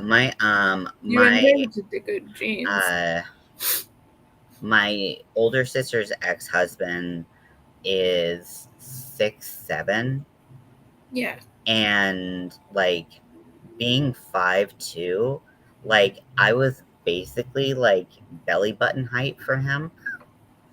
And I can't tell you how many times I went to like go give him a hug because it like I'm just like we're leaving or I'm just arriving or something like that, and like I just would like constantly accidentally hit him in the balls because they're right where my arms go. And I was like, "Did I just hit you in Oh the balls?" And he'd be no! like, "Yeah." I was like, "I'm so sorry." The only person in my family that's shorter than me is my mom, and she's like 5 foot even. Yeah, But I'm like, everyone is taller than me. Of course, I would be the trans man in my mom this was a family. little bit shorter, I believe, but about the same height, and I definitely inherited that from her, like being short. And we both stopped growing in our mid-teens, like about the same age. And I don't know if that was probably a family thing, but for me it was most likely a nutrient deficiency because I have ARFID, so there are a lot of nutrients I didn't get. Yeah. Hmm. Yeah, yeah, I mean, the nutrient deficiency probably didn't help me. Honestly, I never really put Yeah. that together, but there were a lot of food problems growing up. Yeah. So that probably didn't help. I think I stopped growing in like 7th or 8th grade. So, you What? know, How what old is that is that? like 13, 14. Yeah, I was 14 when I stopped growing. Yeah. And so, you know, uh, I can't change it now, but I try to, Yeah. have better posture, and I know how to find a sturdy step stool to find things. Yeah. Um, I have so that here. Mel is also really short, which I don't think a lot of people know because Mel doesn't really show herself on camera. You've seen her, but you can't really. Obviously, she's like bending No, down. I can't tell. She's always standing up. So, Yeah. So we've always been like, yeah, we're the same height, we're really close to the same height, yeah. whatever. One time we had back to back like primary care visits, and like they weigh you and they measure you Hmm. and all this stuff. And Mel is asking the nurse because we're about to go into like two separate rooms, or maybe we're gonna just like have the same doctor like back to back visits. I don't know, but the nurse was like weighing us and like measuring us at the same time, and Mel, being the beautiful soul that she is, was like, "Can you measure us back? Can you measure both of us and tell us which one is taller?" And I was like, Ah! "You bitch." I would never say that to her, but I was just thinking, like, you're just being you. Anyways, I love you, but this is. So Mel is a half inch. Actually, she's a quarter inch taller than me, and she will not Oh. let me forget it. When you've been told a lot how short you are, you take your wins where you can. Exactly. But she took her win at my expense. Yeah. Because if I was taller, I wouldn't have been like, and I mean, maybe it's easy to say that, maybe, but like, it's just like she's constantly like, but now it's like if there's a cup that's just out of reach, I'm like, oh, can the tall person in this relationship reach this cup? But like, so Mel has longer limbs than I do, like her Yeah. arms and her I have legs short are arms. It's taller. really fucking annoying. What'd you say? I have short arms. I have no reach. Same. Same. Yeah, my reach arounds are garbage. um, but but like so, but I have a long torso Me too. and short legs and short Yeah, arms and same. just like I'm just a tiny little person, which makes like fitting clothes so hard. And then Yeah. also, so like here's like trans problem that nobody cared about or asked for.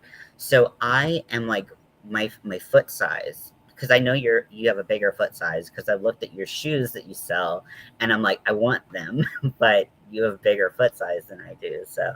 Um so I I'm have right a on the different edge of where boys sizes switch over to men's sizes. So pretty much they're Okay. always out of stock of those sizes, or they just Mm, don't carry them.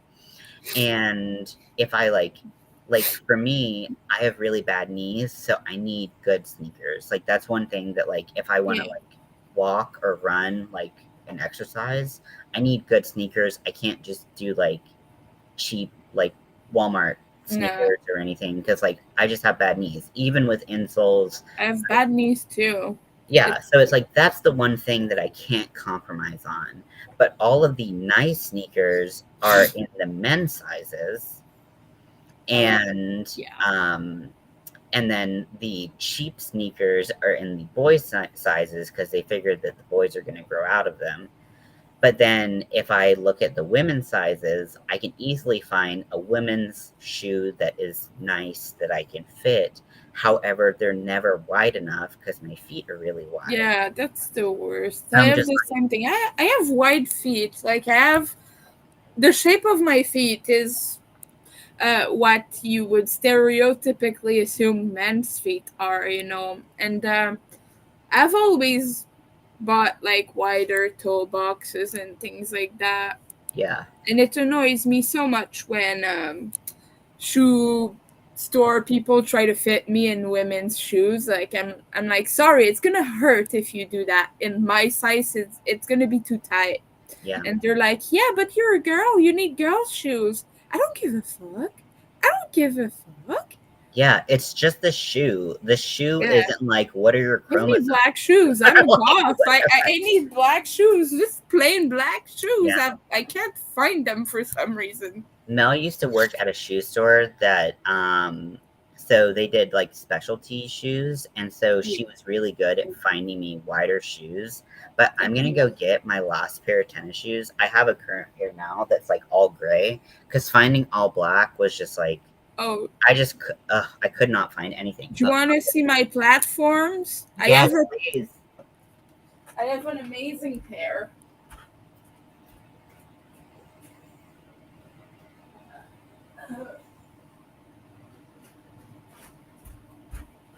I've worn them once.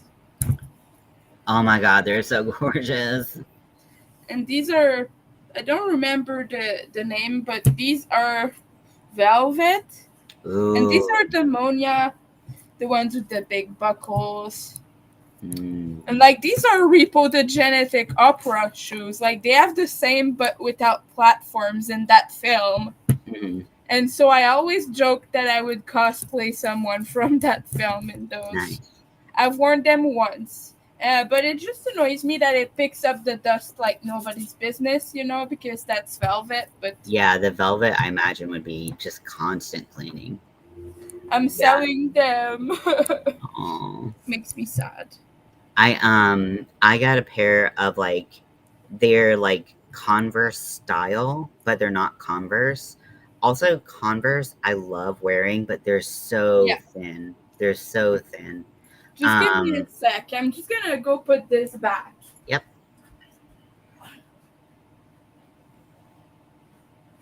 Okay. Hold on. My goodness. Okay. I think it's Yeah, I used to wear Converse a lot, but I have arched feet, and Same. Converse are perfectly flat, so it gave me So problems. so flat. Yeah, they're the worst for bad knees. Yeah, But I do have a pair of platforms that are I like a spent high my top whole Converse teenage years. style. Yeah. I'm really looking at the Converse high tops now because they have some with like spikes on them that look really cool. Nice. But they just like they're so thin and they're so flat. They're just Yeah. not made for aged, wide-footed people. No. Okay, so these are my old running shoes. And by running, I just mean walking, but they're made for running. So, looks like a normal shoe, right? These are Brooks, and they are like among the widest of like standard women's running shoes, right? Yeah. So, I'll just have you try to spot where something is wrong. I My foot literally is trying to escape. My toes were sticking. have the same problem. I threw away sneakers like a year or two ago with the same exact thing, like a big toe hole on the side. That's wide feet problems for you. Wide feet problems. Yeah, and it's I, like, but and I oh, know that the men's would be wider, but they're just like, yeah, ugh, they just don't come in my size, so that it's hard. sucks. But I'm always on the lookout for options. Now, I went to a wedding, I think it was 2 years ago at this point. It was someone who used to work with Mel. Um, and I needed a pair of dress shoes. Like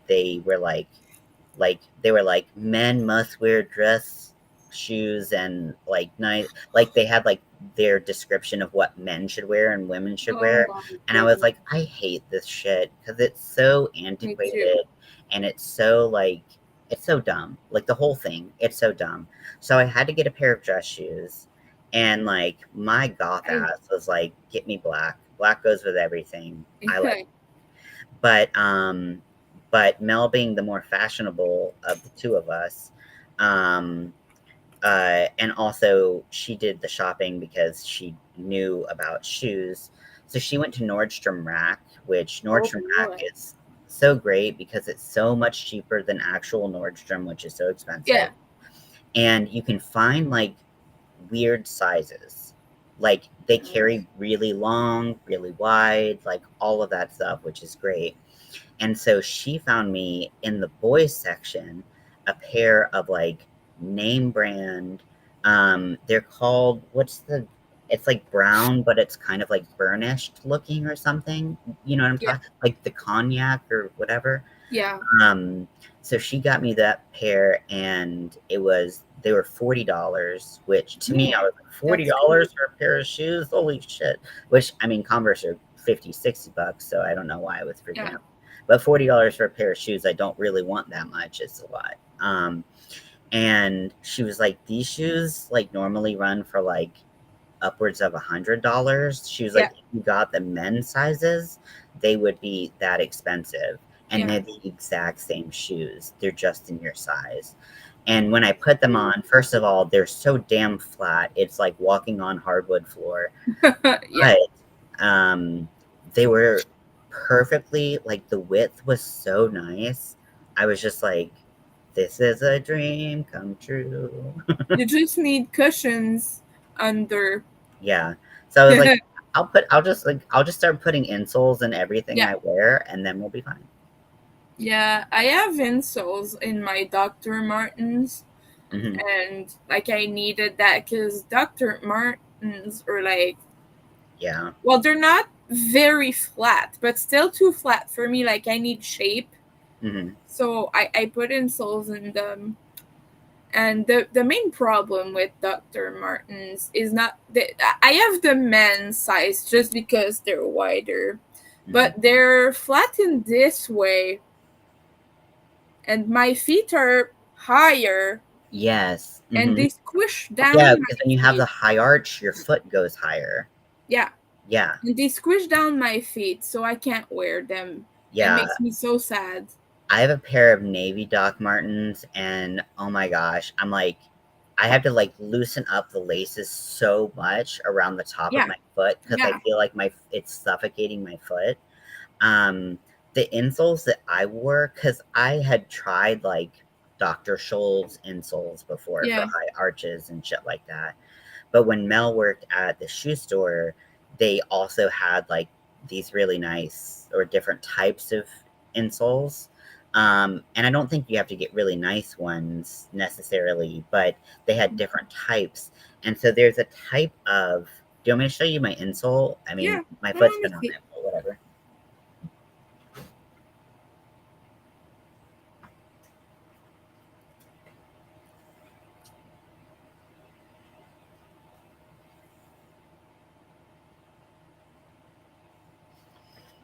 Okay, so these are my current running shoes. They're just like gray and white, but they're good enough. And they're covered in dog hair. No surprise. So I was like, when Mel told me about this, I was like, there's no way that'll work. Why would this work? Why would, like, for me, if I have a high arch, why don't I just have support, like a big cushion of support that's the shape of my arch Yeah. to do this? But Mel told me, so like they had one of those fancy machines you stand on and it tells you like how you distribute pressure and all that. Yeah. And it turns out I actually, it's called like pronate, where my feet and therefore my knees roll in Yeah. because, and I kind of stand like a little penguin, because my arches are so high that my feet just kind of go wee. But this is called a metatarsal bump. And instead of going, and you would think in your brain for a high arch that this would go under your arch, but it But doesn't. It actually it goes doesn't. Yeah. like right as like your foot starts to go up, it goes right here. And I honestly like experienced like knee relief like I had never experienced it before. It was insane. Um, That's awesome. yeah. So I'm gonna try to find some. I was like, Mel, should I find some online? She's like, well, if you like the brand, you should just keep buying from the brand. And I was like, oh, they're expensive though. I stand weird too, but I'm not quite sure. I haven't done the test, but that the way I stand is not standard because I did a posture thing when I was in college, Hmm. and like my feet are. Hold on, I'm gonna be right back. Okay. Something's on my nerves right now.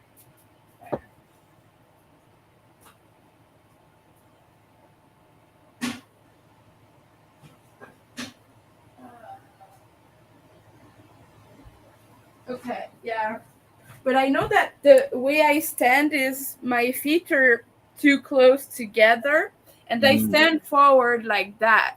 So it puts pressure on the tippy toe area. And that is a balance issue. Like that has to do with autism, muscle weakness, and all that, and like dyspraxia. Because whenever I stand like any normal way where I would put my weight backwards instead. Like most people just put more weight on their, um, you know, I forgot the word, sorry.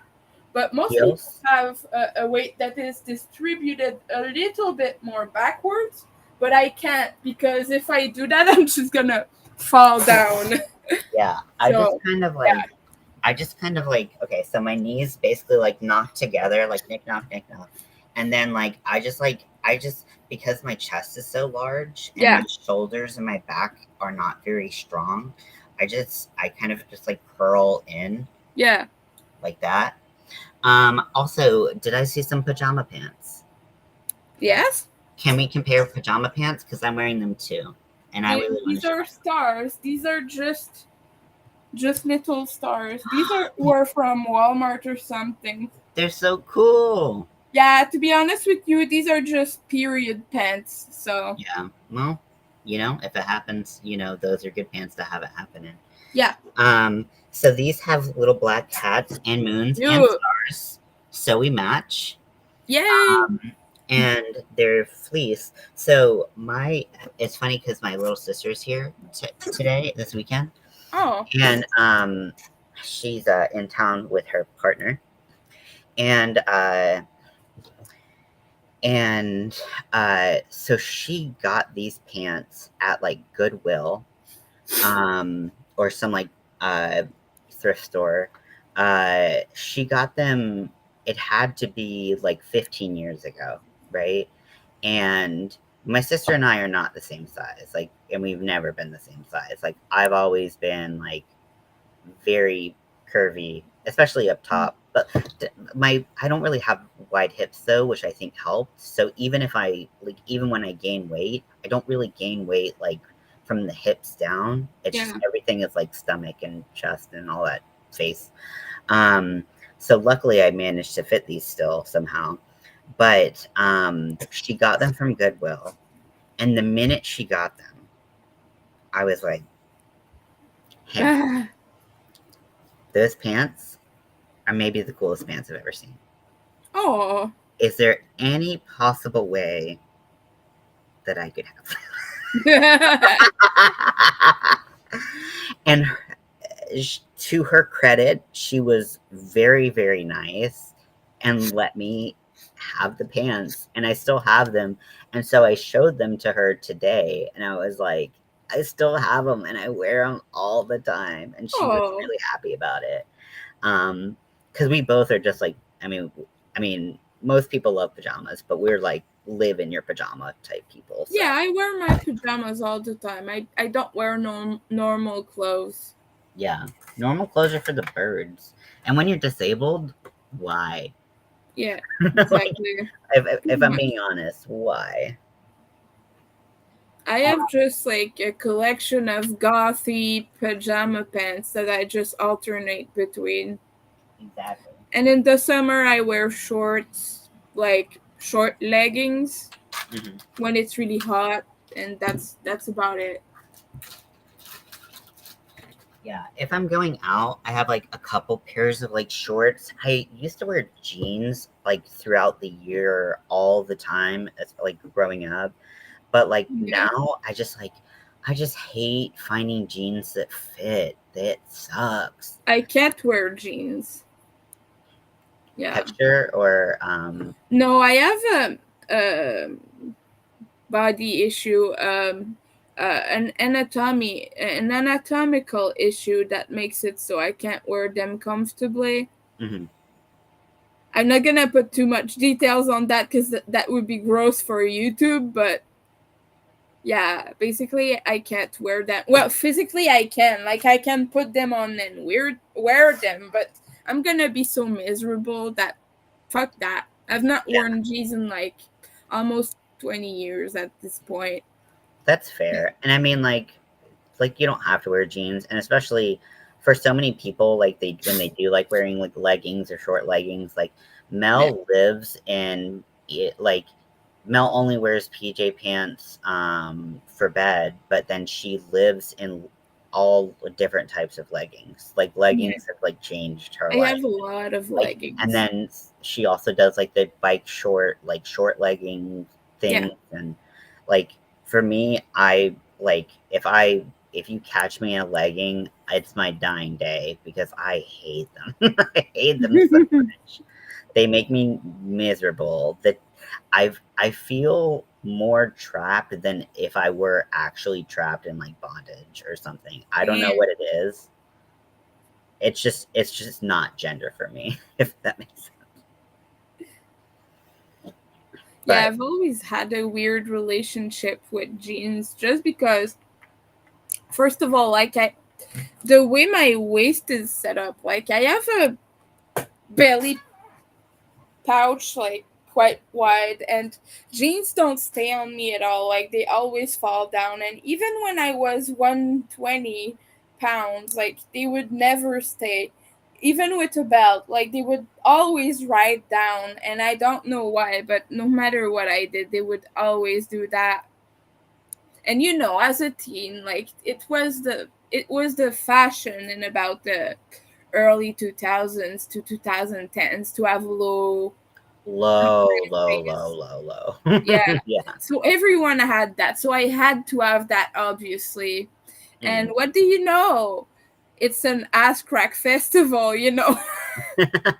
My goodness, I could never keep those on. I always had I was walking around pulling them up all the time, and people were like, ah, you're so annoying, just let them be. And I'm just like, I can't. If I don't do this, I feel them going down. Yeah. So yeah, And I then don't do also, that. like, AFABs didn't wear belts. Like, even No. now, I'm like, belts are just so weird Oh, for I me. wore a lot of belts when I was a teen. You know, the spiked ones, like the Oh, well, emo yeah. stuff. Yeah, of course, yeah. Yeah, I had all the freaking colors. I actually had a trans belt, a trans color belt, which I did Ooh. not know at the time, mind you. I was like 14 years old or something, and I had no freaking idea because I was a very sheltered teen in a very intolerant uh part, like town, you know. And I also had a gay belt, like I had rainbow studs on it. Like that was that was awesome. I wish I still had those now though. I would wear them more. I think I'll have to check. I haven't been to the Raleigh flea market in a while, but last time I went, there was a vendor that was still selling those belts like Cool. hotcakes. So if I go again and I see them, I'll hit you up and let you know, and I'll send them to Canada for you. Yeah, I don't think I would wear them now just because I don't wear any pants or anything like that, but like Yeah, it just reminds me so much of my youth. yeah. Yeah. So if you had to, and this is kind of difficult because I don't know if I could do it. Can you hear the dogs barking? And well, Yeah. dog and my dad screaming. Um, so uh, so if you had to categorize or give some of the subcultures that you participated in, as a young person, what would you say that you participated in? Like goth, A scene. lot, actually, a lot of them. I Mhm. started out as goth like when I was about 13, but I wasn't serious enough about it because I knew nothing, right? We would just do it to look cool, me Yep. and another person, and we took pictures in the cemetery and whatnot. We knew nothing about it. We Yeah. listened to Marilyn Manson and we thought that was goth, you know. Yeah. We were 13 years old. And Mm. after that, I was emo for a good solid 5 years or something. And Mhm. after that, I was in my color period, so I was seen like I had all the extensions in my hair and poofy hair and whatnot. And after that, I was a normie for a while. Like, yeah, No way. cause I got a lot of shit for dressing the way I do and got called immature all the time and all that stuff. Mhm. And so my friends always pushed me towards growing out of it Mhm. until I stopped hanging out with those people and I fell into goth again. But yeah, I was an emo teen.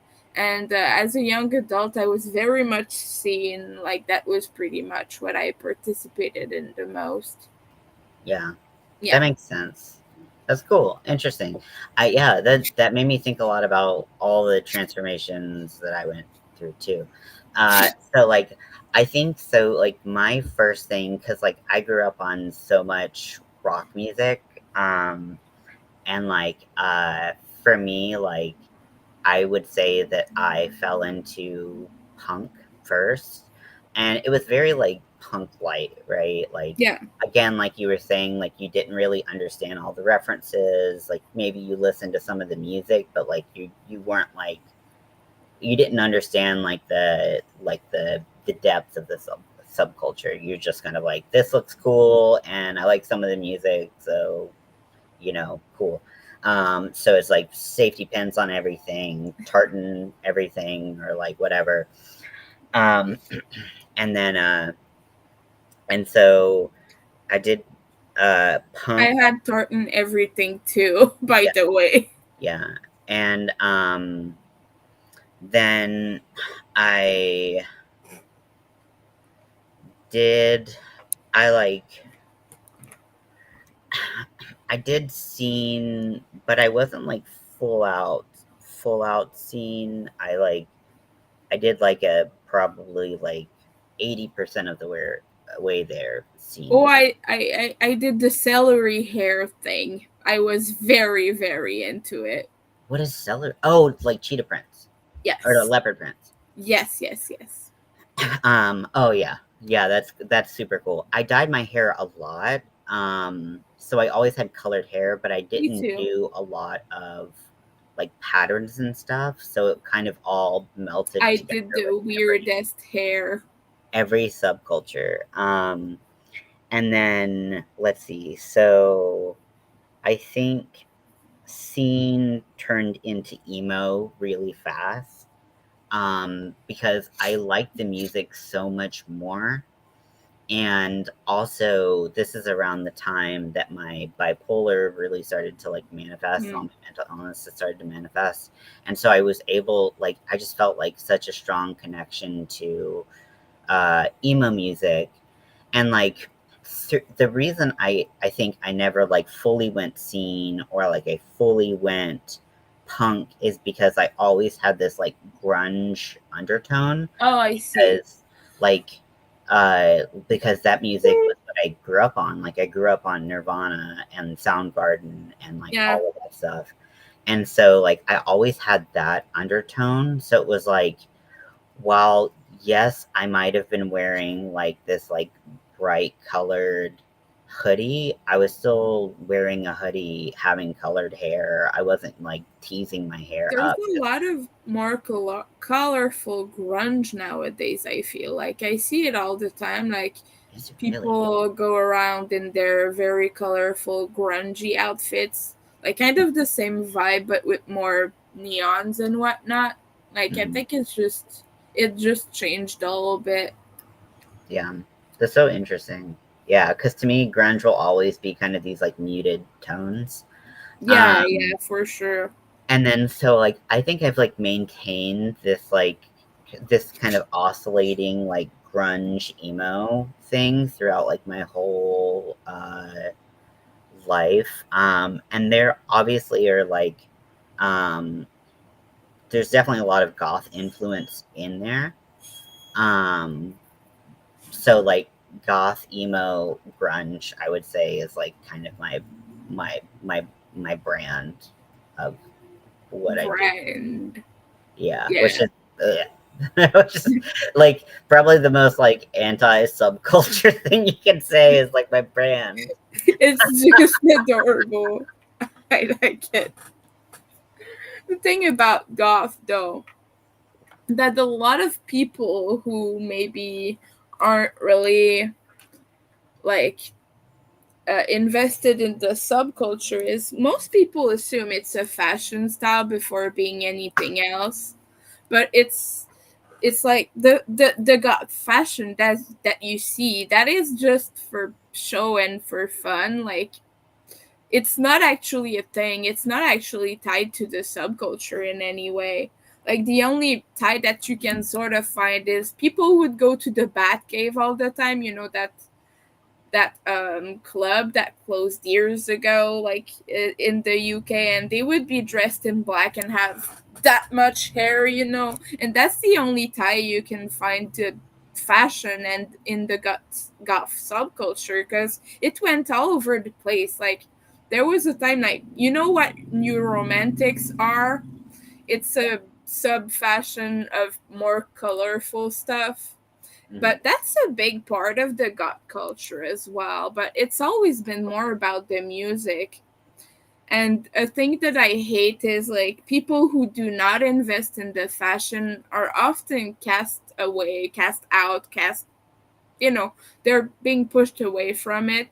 And I kind of feel like that's really sad, because that's never what it was about. Like, it's not a fashion show, and so many people are turning it into that. And I feel, but, well, to me at least, it's like, it doesn't really matter what a person is into, just let them party with you and have fun. Yeah. And they don't need to know all the historical detail to be a goth. Like, they don't need to listen to all the bands. Like, they don't need to listen to Sisters of Mercy and whatnot.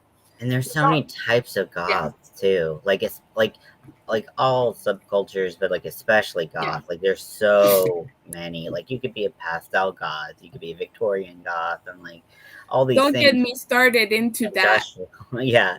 And so it's like, well, like what's the Industrial difference? is actually a different subculture. Yeah, I guess that would fall more in like the metal head. No, definitely not. It's also not metal. Actually, the fashion style is not fashion style, but like the thing is called rivet heads. Like people who have that style and like that, like industrial music, are called rivet heads. But it's its own separate thing. Hmm. And they especially dislike being lumped in with metal. Like that's the thing. Like if you call a Interesting. rivet head a metal head, they'll probably be really angry at you. Like angry. I bet you Sorry, didn't know sorry, that. rivetheads. Well, I'm not a rivet head, so I don't care much. But a lot of people think I am just because I listen to Skinny Puppy. But I'm most definitely primarily a goth. Mhm. But I think like the sub labels like pastel and whatnot don't do much to serve the culture. Because I don't know if you knew this, but a lot of hate like is thrown at people who only only invest in the fashion side of things, and I think it's just very divisive to be like, oh, this one's a Victorian goth and this one's a pastel goth and this one is this and this one is that. And like I get that for a lot of people it's about identification and whatnot, and like that's beautiful, that's a beautiful thing, it's about individuality and all that. But I feel like within the goth subculture, like especially gatekeepers and whatnot, use it dismissively against younger folks, you know. Interesting. Yeah, Hmm. because goodness, people hate pastel goth so much. I don't know why, but like if you call yourself a pastel goth, like you'll have all the old gatekeepy annoying people in your DMs telling you're stupid and you're destroying the subculture. Like they really are that bad. Yeah, yeah, Yeah, and unfortunately, in any subculture, we see a level of toxicity and gatekeeping that just like doesn't yeah, serve anybody within or outside of the community. And you're just like, okay, yeah, well, this makes it not fun. I mean, I remember like going to goth night with my friend uh, and roommate at the time, and like there were people who were there for multiple reasons. Maybe they yeah. just wanted to hang out. Maybe they were goth and wanted to dance to the music that was playing. Um, you know, how many times can you listen to Eyes on Fire? I don't know. Um, but uh, I don't know. Like there were so many people, but the people who were there because of their passion for the goth community um so much outweighed the people who were there just for like Yeah. people who were there for a look didn't last. Like No. they were just like, okay, I had my drink and now I'm gonna go. They were kind of more just like observers to the culture rather than being part of the culture. Well, it's all a big social thing. Like goth night is a place where you just go there to socialize and like be out and be seen by people, if that makes sense. Hmm. Well, in a way it is also a very big way to exchange and be with the people who like the same stuff you do. But that's just like you said, and I think that's more just clubbing culture in general. Of Hmm. course, golf falls into that because golf clubs and golf events and whatnot happen at night. But Yeah. that's the same thing with any type of clubs that you would see for normies or whatever. People are there in their best outfits and whatever, you Yeah. know.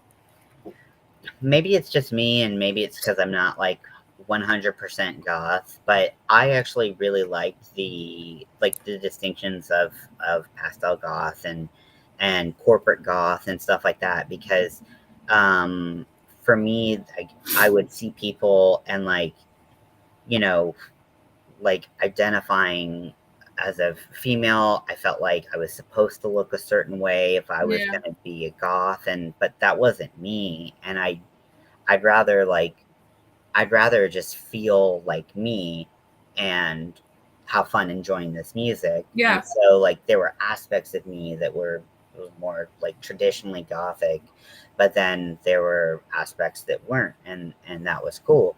Um, and like no one, I mean, that no one was ever like rude to me or like made me feel like Yeah. I wasn't allowed to be there because I went, I had fun, I was Oh yeah, respectful. no, everyone is welcome at goth night as long as they're respectful. Like it's a very big thing. Like I've been to events. We would bring our normie friends with us to dance Mhm.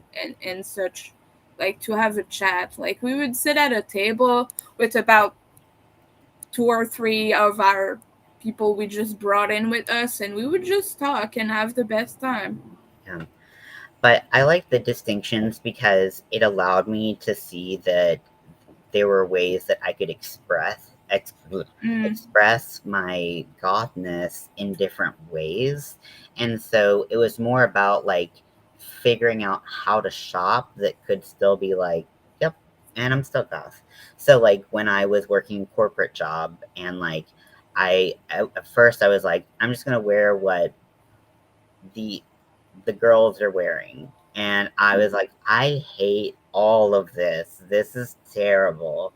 And then I found out about corporate goth well, and I the was point like, is of corporate goth is so goth people can still look sharp at their job and not have to wear like green or whatever. You know what I mean? Like a yeah. corporate outfit. Like just spice it up and still look yourself. Like that's the whole reason it was started. Is Mm, so goth don't have to tone down. Well, still kind of toning down, but you would go to your job with a nice black suit with a little bit of pinstripe something, like yeah. just You were subtle, in but Gothnito. yeah, that's the reason it was started. Yeah.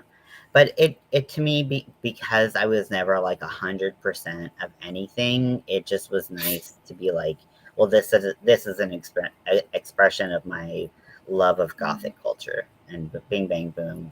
So I liked those distinctions. Also, it helped like when I did shop, it helped because those like it's like, well, let's say you did have a more Victorian goth style, like those places shopping for that are very different from other types of goth styles. So Yeah, like was like, where do you shop if you're into this kind of thing? Okay, well this helps. So it's kind of like more of the capitalism and like yeah, stylistic uh side of it rather than like it being like who you are intrinsically. It was just like how you express yeah. who you are I as think that where the confusion is about sub fashion types of goth mm, is where a lot of people assume that a Victorian goth or a whatever goth is a different part of the subculture, but it's actually just a fashion sense. Like it's actually just, oh, my clothes are like this and my clothes are like that. But a lot of people divide it to a degree where you can't, like, you're not the same goth, you're not the same people, like you don't, that's where the confusion stems from. I believe that's what a lot of folks find divisive. Like it should really just be about self-expression, but some people make it about different castes and, like, you can't sit with us and all that shit. I think that's where the problem is where when people use it to divide and to exclude. I don't know if you follow my train of thoughts.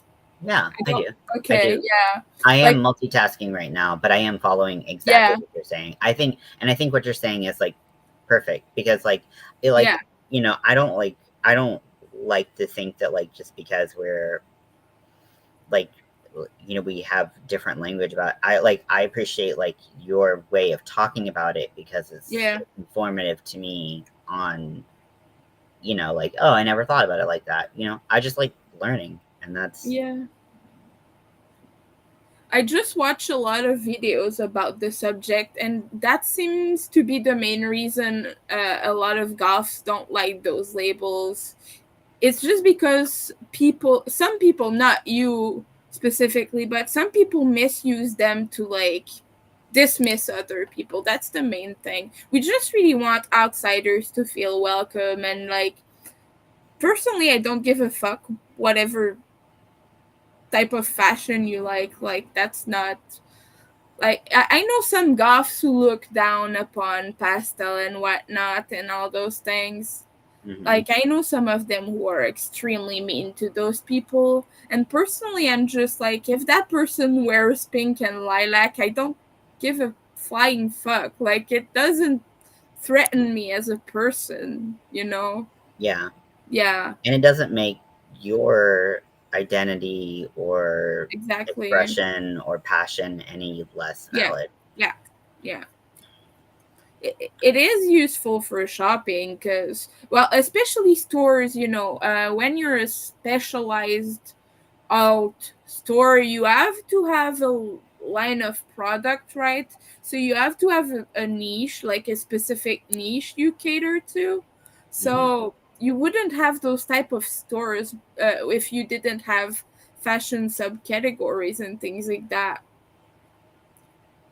Like, we all know that there are like um medieval fashion stores, right? Yeah. And so there is some goths who really like those because they're into nice tall flowy things like bell sleeves and whatnot and things like that. And witchy shops as well often carry those items and things. Just, yeah, so it is a specialty, right? You wouldn't find that in any hot topic or something like that. It makes sense.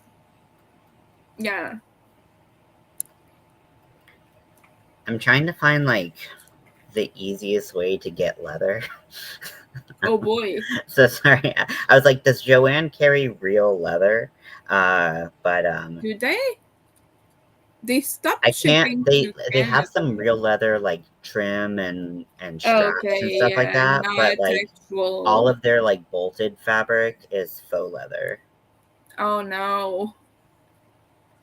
Yeah, they stopped shipping to Canada, and I'm sad now. Is it Oh, it because looks of like their financial problems? Maybe. like I think that might be why. it looks like there's a tandy leather in Raleigh, Ooh, which is pretty cool because I did not expect that. That's exciting. I really, really, really want to get into leatherworking. I'm that's so cool. desperate to get into it. And my dad has like my dad is very like handy and like fixes all of these things, and so like has like so many tools and stuff, and so I sent him a list of like all the stuff that I thought he might have something similar to, and I was like, do you have this, do you have this, just so I wouldn't have to buy like additional, Cool. like, so hopefully he's got some things. But the fact that there's a leather store, like, it's 19 miles away. Cool. Nine, Oh, it's for some not that reason, far. anything over like 9 miles away, and I'm like, I don't wanna, Oh, yeah. my agoraphobia is like that number is too high. But it's like, but this is like a legitimate leather store.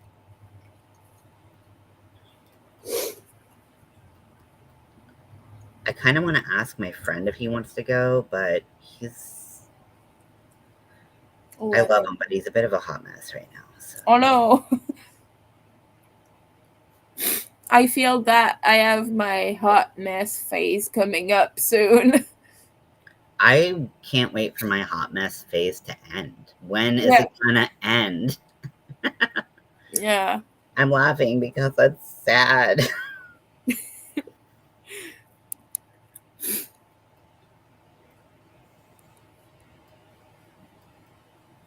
Oh boy. This shit is so cool. Ah. Oh, this is exciting. Oh my gosh. Ah. So, so I think that I'm going to try making a collar first. Cool. I saw a bunch of videos on how to make dog collars, and believe it or not, human collars are not too dissimilar. Yeah, And they're very I have similar. some cheap versions. I do have a trans one that is Ooh. super cute. Let me. It's like super fake. But one second.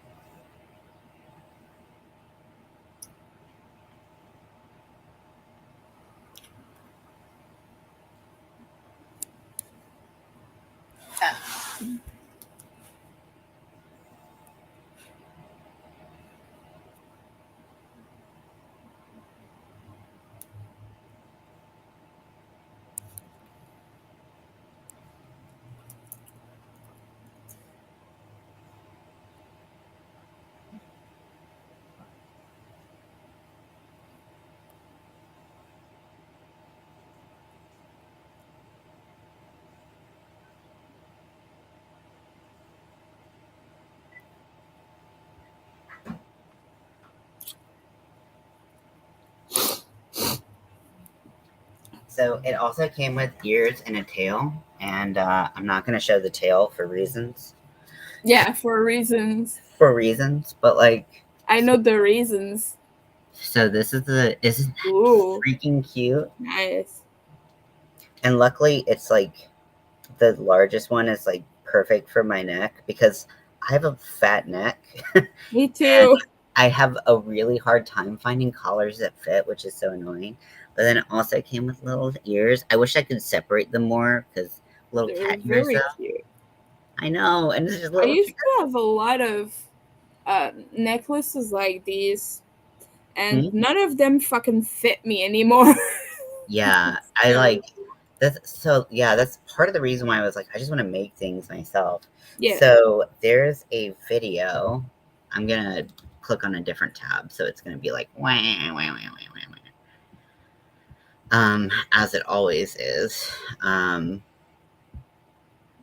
But uh, I'll show the video of the dog collar, and and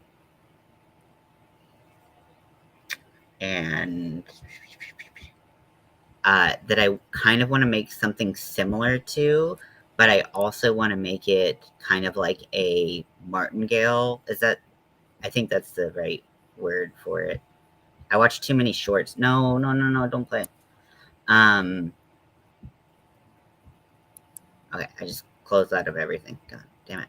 Um, so, but you know how like the martingale has like it has a chain that connects the two, and then Yeah. you can pull, and it like tightens the whole thing. Well, I guess it's a chain that like loop chain through two D rings, and then goes through, and then has like another chain that Cool. comes through, Oh just yeah, for I know. fun things. You know. I know But I exactly just what. I yeah. So let's see. Um,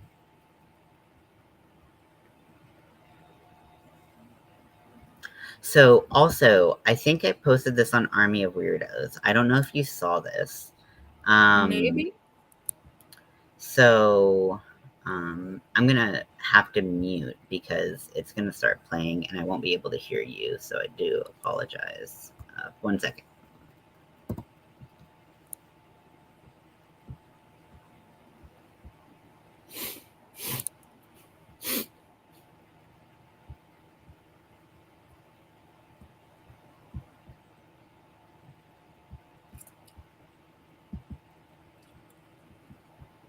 Oh my goodness, the new Joanne colors.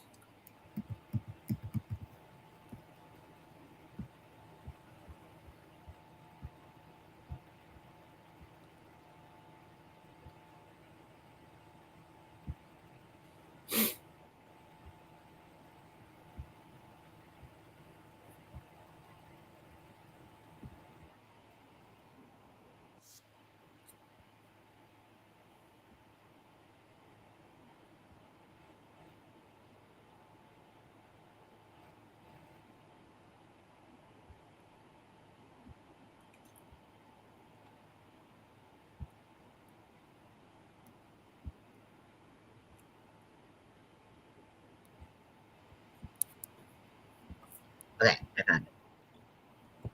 Okay, I found it. I don't Yay. know why my history of things that I've watched. Okay, so this collar is really, really cute. It's a dog collar, but also I will make my dog collar because that would be nice to make a dog collar. Um, and this one I just was like, that's so pretty, and I want to do something like that, and then maybe do like a martingale or whatever it's called collar as well.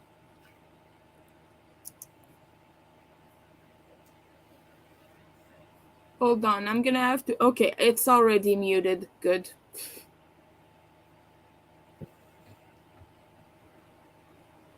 Let me see.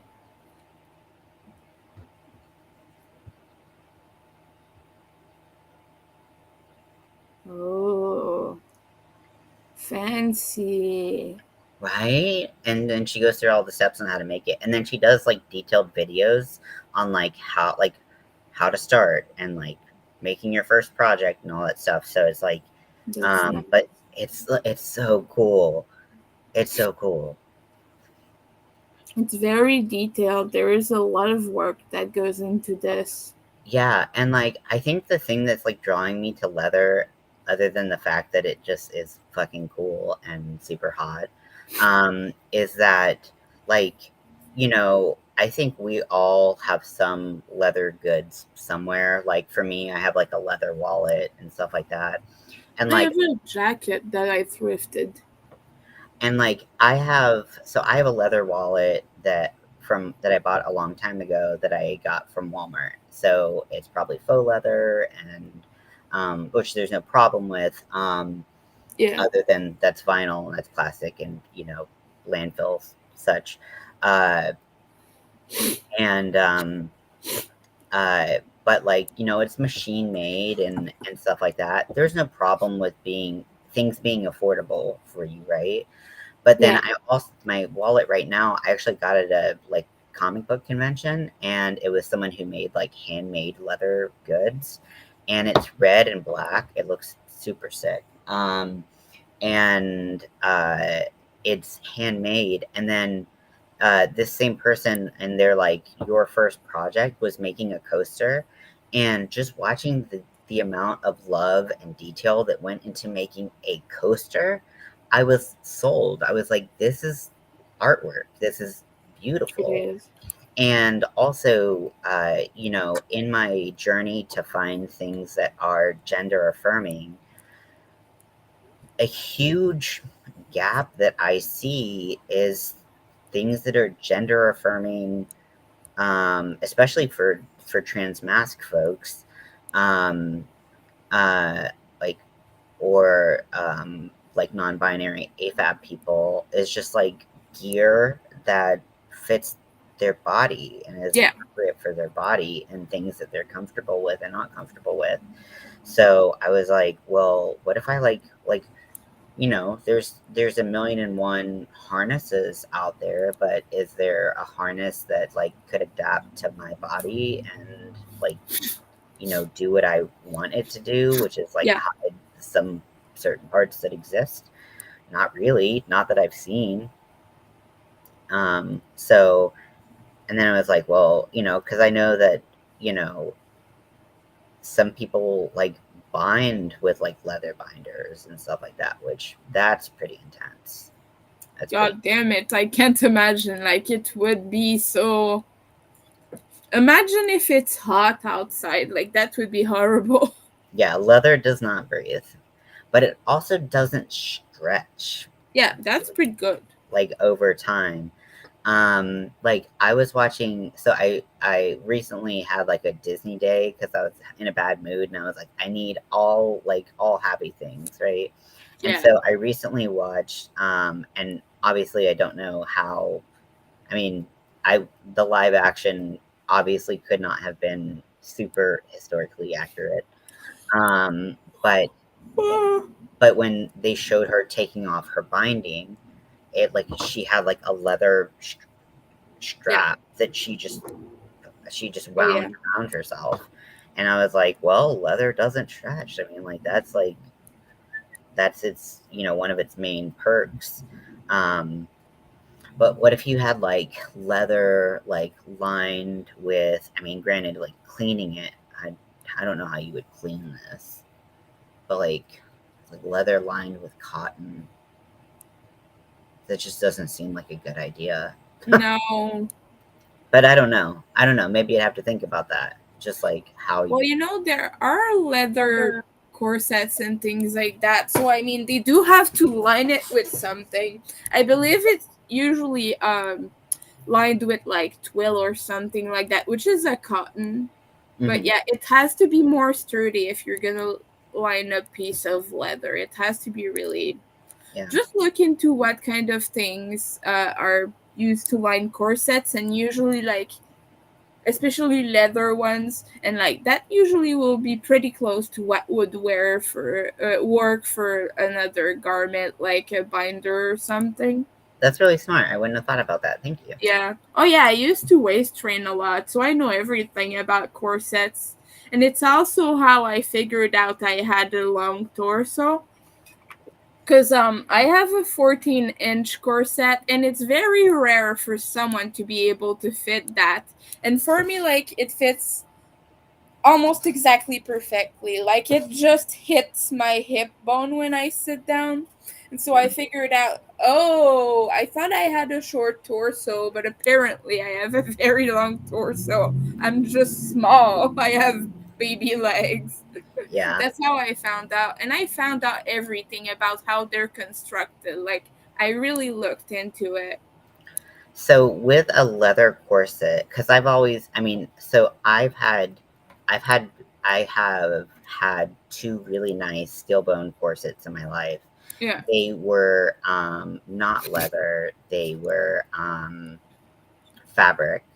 Uh, how do you? And granted, I never really cleaned my nice corsets either because I didn't really know how to. So I just let them like air out. Oh, just give me a second. I'll fill back my water, and I'll explain it to you. Thank you. I'm gonna go get some drink too.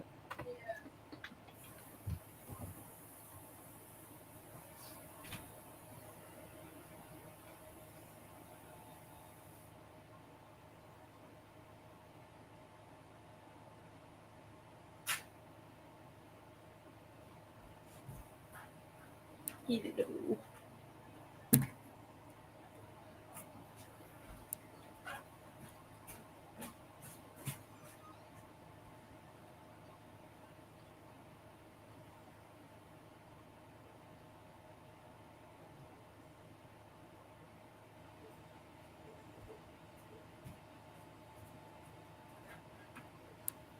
I'm just gonna go pee before I come back. Okay, good. I was I had to go pee too, so we're in sync.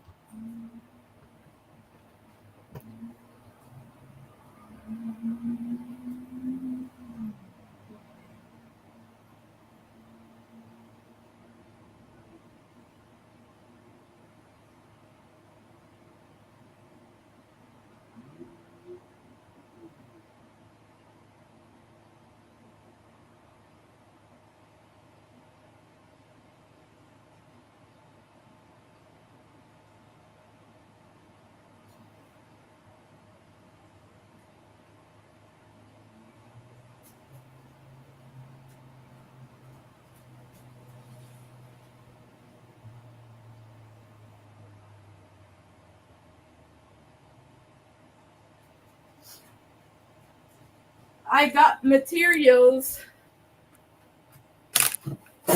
Uh, whew.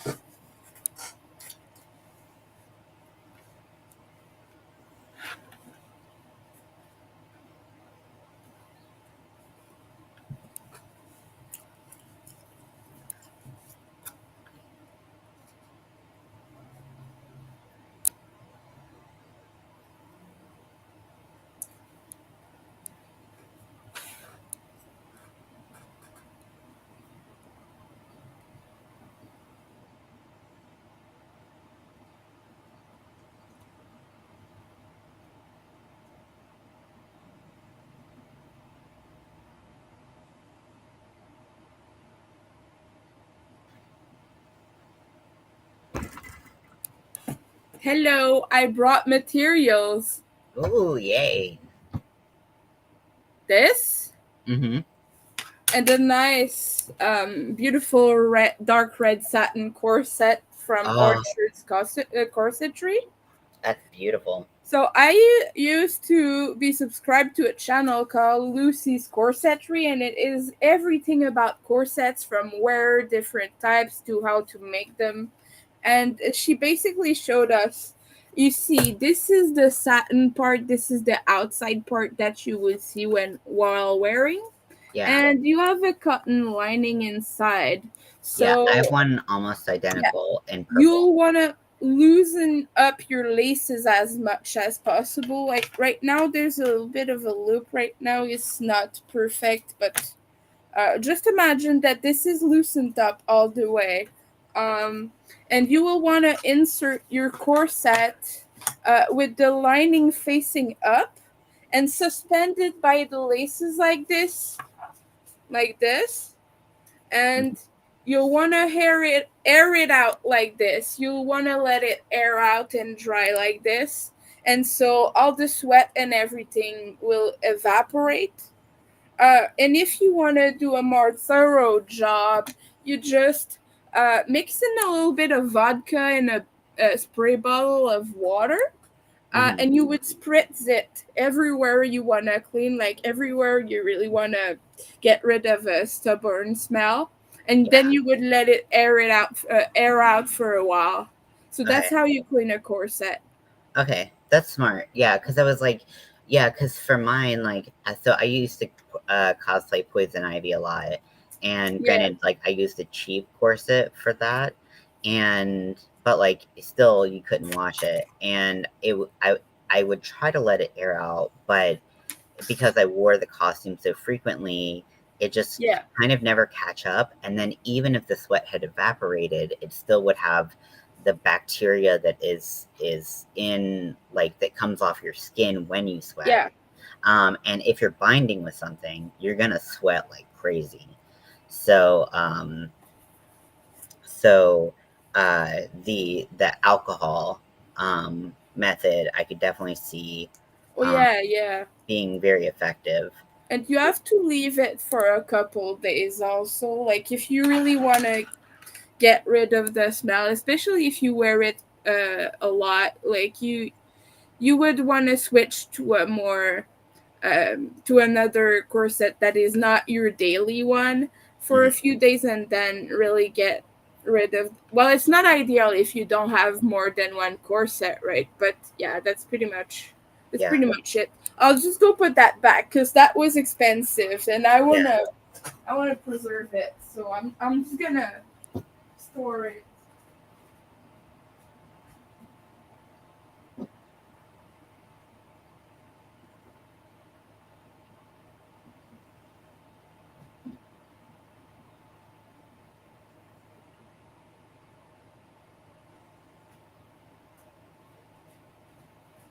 I own so many corsets, it's crazy. I'm trying to sell them, but I left the corset group because people are so annoying in there. Goodness.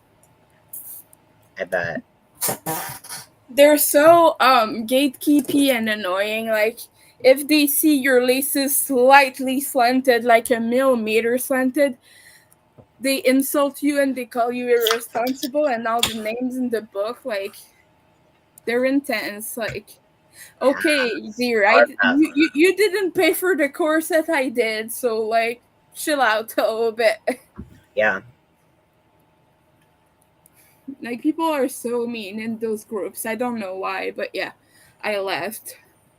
I don't know why people are so mean in so many groups. It's just in so many places. I'm just like, who has the People are energy for mean. all of this? People suck. People suck. Everyone. We all Everything. suck.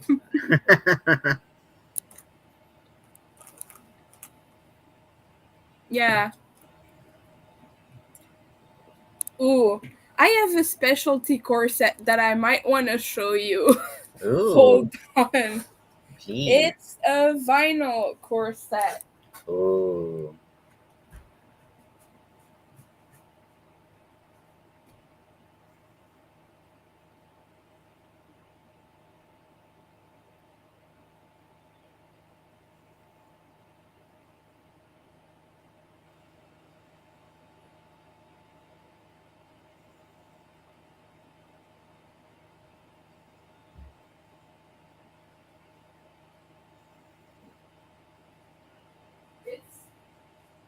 in my spice drawer, so it was a bit hard to get it out. But oh, look at that. Oh my gosh, that looks like candy. They sent me the fucking wrong size. They No, sent me one size bigger. no. And And it corset sizing needs to be so like precise. floats. It floats on me. And when I tried to get the right size, they gaslit me and they were basically nasty. So I tried to sell it. I tried to, you know, but I'm still stuck with this. But oh my goodness, the rainbow vinyl is just so beautiful. It's It's kind of oil insane. spill. Oh, it's so gorgeous. Oh my gosh. My like when I was like getting really into sewing. So I have a lot of patterns for different corsets. And I the only time I've ever done any like thing remotely, like doing channels for boning and stuff like that. Yeah. I did a like a Renaissance fair dress for Mel, and I did boning in that. Um, Ooh. and then it turned out pretty good considering that I did it in like 2 days and was like losing my fucking mind trying to do it. I'll see if I can find a picture of it. And send it to you. But basically, like it, but like just doing that, I was like, I don't know if corsets are for me because I'm not that good at sewing. Like I know myself. Like Corsets are really hard to make. You have to make them like perfectly, otherwise they don't fit. yeah, and like yeah, they're so precise, and you just need to be really fucking good. And I'm Yeah. just Yeah, not they're not a good. beginner project for sure. Um, so but my dream like project for like I say sewing, but like it's kind of like it's sewing, but it's just in a whole different ballpark. Is Yeah. I wanted to do a latex corset. That was like my ultimate dream. But no, Damn. just fucking hard pass on that one. Let me see if I can find this. It was so many I'm years. gonna go put it back because this was in my spice drawer. And Ooh, yeah, just don't want to damage the fabric. So I'll be yeah, right back. I understand.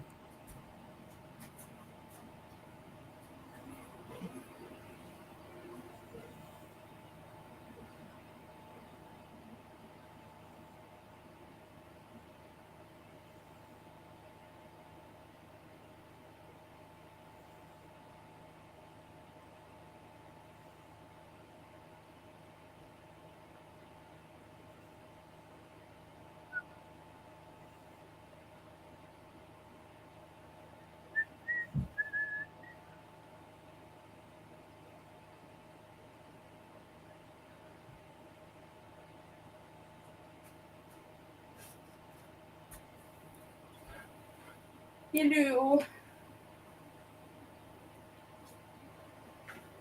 I have so many corsets. Most of them are red. Yeah. Why is that not incredibly surprising? I don't know. Um, God, this was so long ago. I'm still looking for the pictures. Jeez. Um, Ugh. like Ouch. it was it before Mel and I started dating or right? It I think it was right up. It was like within like 3 months after we started dating. So Jesus Christ, we just on the 24th we celebrated our 11th dating anniversary, Oh. which is a long ass fucking time for someone to put up with me.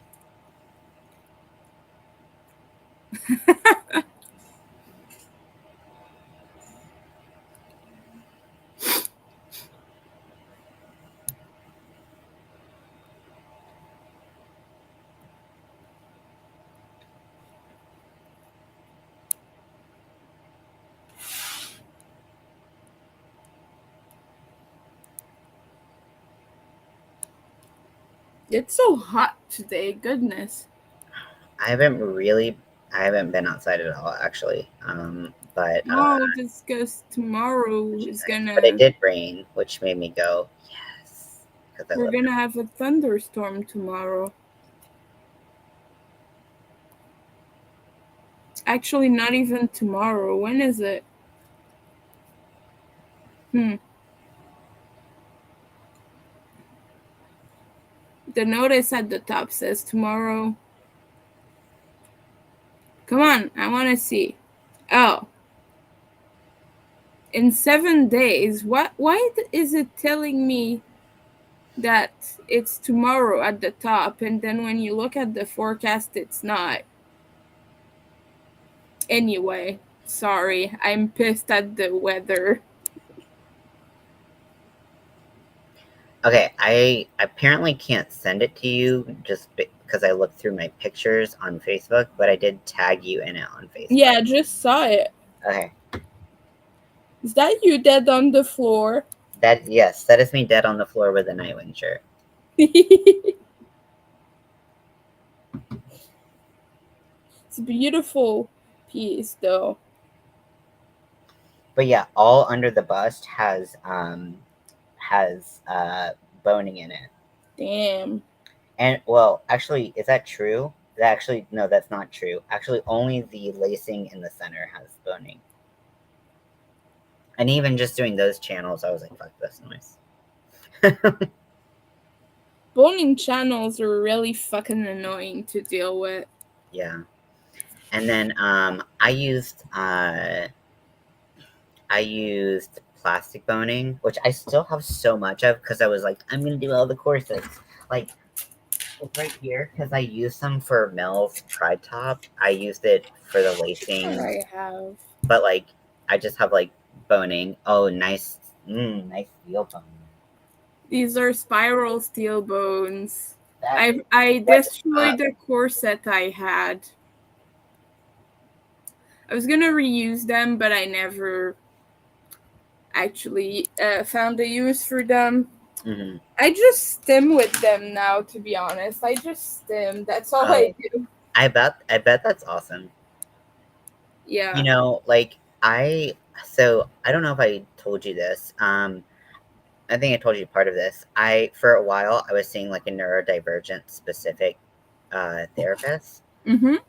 And like the first session, because like I have so many other mental health things going on that Yeah.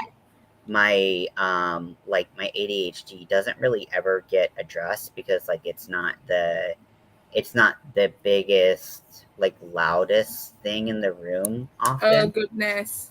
Yeah. um and so it's always kind of like, oh yeah, and then I can't focus or remember to eat or whatever. And they're always like, let's focus on the big issue here. Yeah. Well, usually it's like my life is falling apart because I'm bipolar and I'm Yeah. about to have an episode. So, I mean, it's not their fault. It's just, it's, you can't contain it to like, I can't sum up Oh yeah, like no, a I week get it. of 10 different mental illnesses in 1 hour. That for sure. But so this therapist, he was both ADHD and autistic. And Oh, so, like, in the ADHD. first session, we're talking about things, and he's like, "Do you ever stim?" And I was like, "I don't, I don't think so." I was like, "I have stress toys and stuff like that." That's stimming. And yeah, it is, but like I don't do it. I just never thought about it like that, right? And Yeah. it was eye opening because he was like, um, and then like so we talked about it a little bit. He was like, "What if you just like when we're talking, you have like something in your hand? Like I'll just take this like ball of yarn and squeeze it." And he's like, "What if you just have something in your hand and you talk to me while you do that?" And then Yeah. I mean, often like I'm crocheting and talking to people and stuff like that. Yeah. And that's something to keep my hands busy. And so I started looking it up, just like what does stimming look like for different people? Because like I, when I think of stimming, I usually think of like stress toys. Like that's like where my brain goes, Yeah. or like fidget items, right? But then I found out that there were actually, like, my whole life I've been stimming and did not realize it. Mm-hmm. And so now I have, like, a way that I'm like, okay, stim, it actually helps. Like, now I have, like, I have a, I got this in one of my treatment centers, but it's like, those, have you seen those calm strips? They're like, Maybe? they're kind of like sandpaper. They're basically No. like a little sticker with like grit. They're not sharp though. They don't like actually sand your skin Okay. off, but they have like little like plastic like bumps to them, and there's That sounds like it would irk me so much. well, like, so some of it it's just like this table has a texture that's Yeah, really yeah. light and stuff. So like this one has like a little bit, so I have a strip like right here that I'm like rubbing right now, and so I can stim while I'm talking to you. And it's a little like rainbow like chevron pattern, That's awesome. and I got it for free because I've seen like the calm strips, which are like a name brand, and they have all different types of them. um Let me find those, just so you can see what they look like at the very least. Because they've always looked cool, but I was like, I'm gonna forget where they are and never use them. Yeah. Um,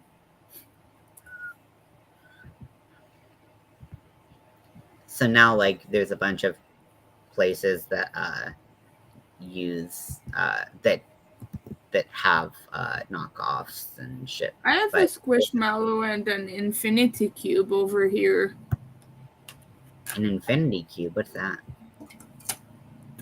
The most annoying stim toy in the world.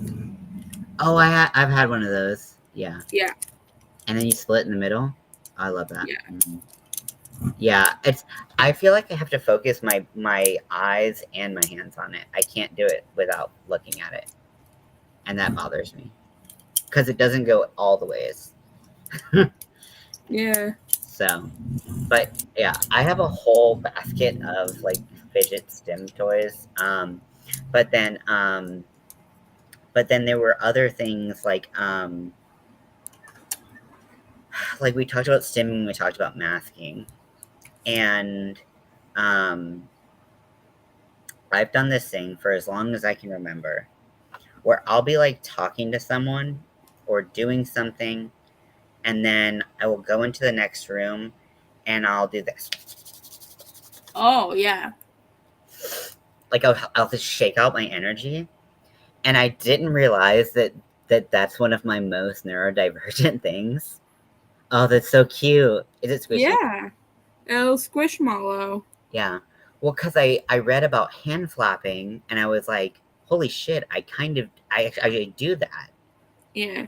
And but I never like associated that. I just was like, I do this weird thing, and I did it so much, and I don't show many people that I do it, but like when my little sister was growing up, she would see me do it a lot. So now my little sister does this Oh. when she leaves the room. She's like, Yeah, we catch stims sometimes. yeah.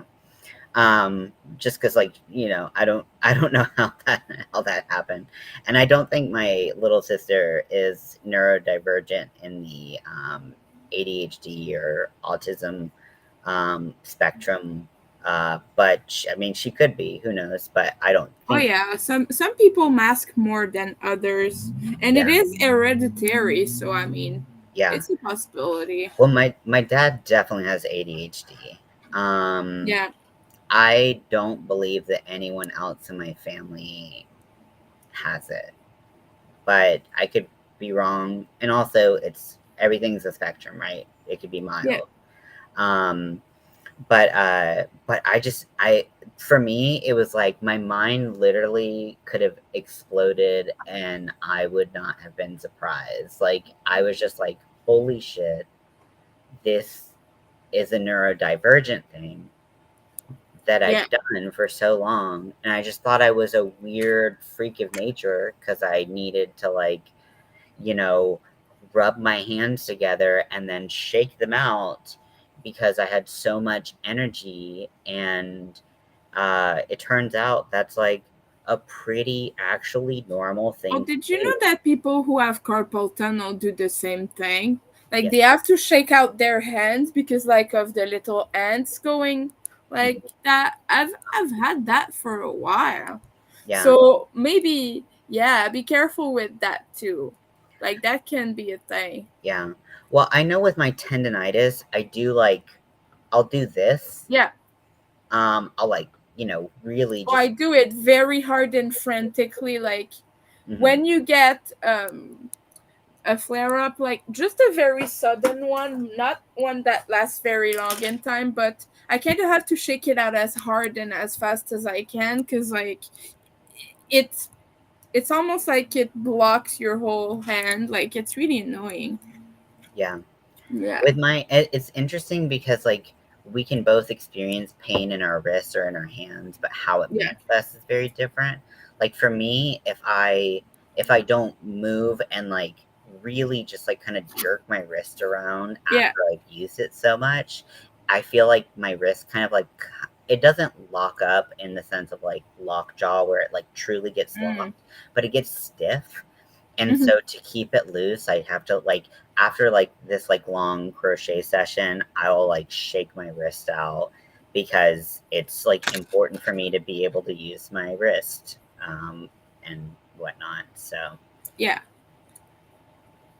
So I think this is a side note, but I think I figured out how I'm going to play off the change in hook size. Um, Ooh. for those of you who weren't here, I started with the wrong hook size because I'm an idiot. I started with 3.5 millimeter.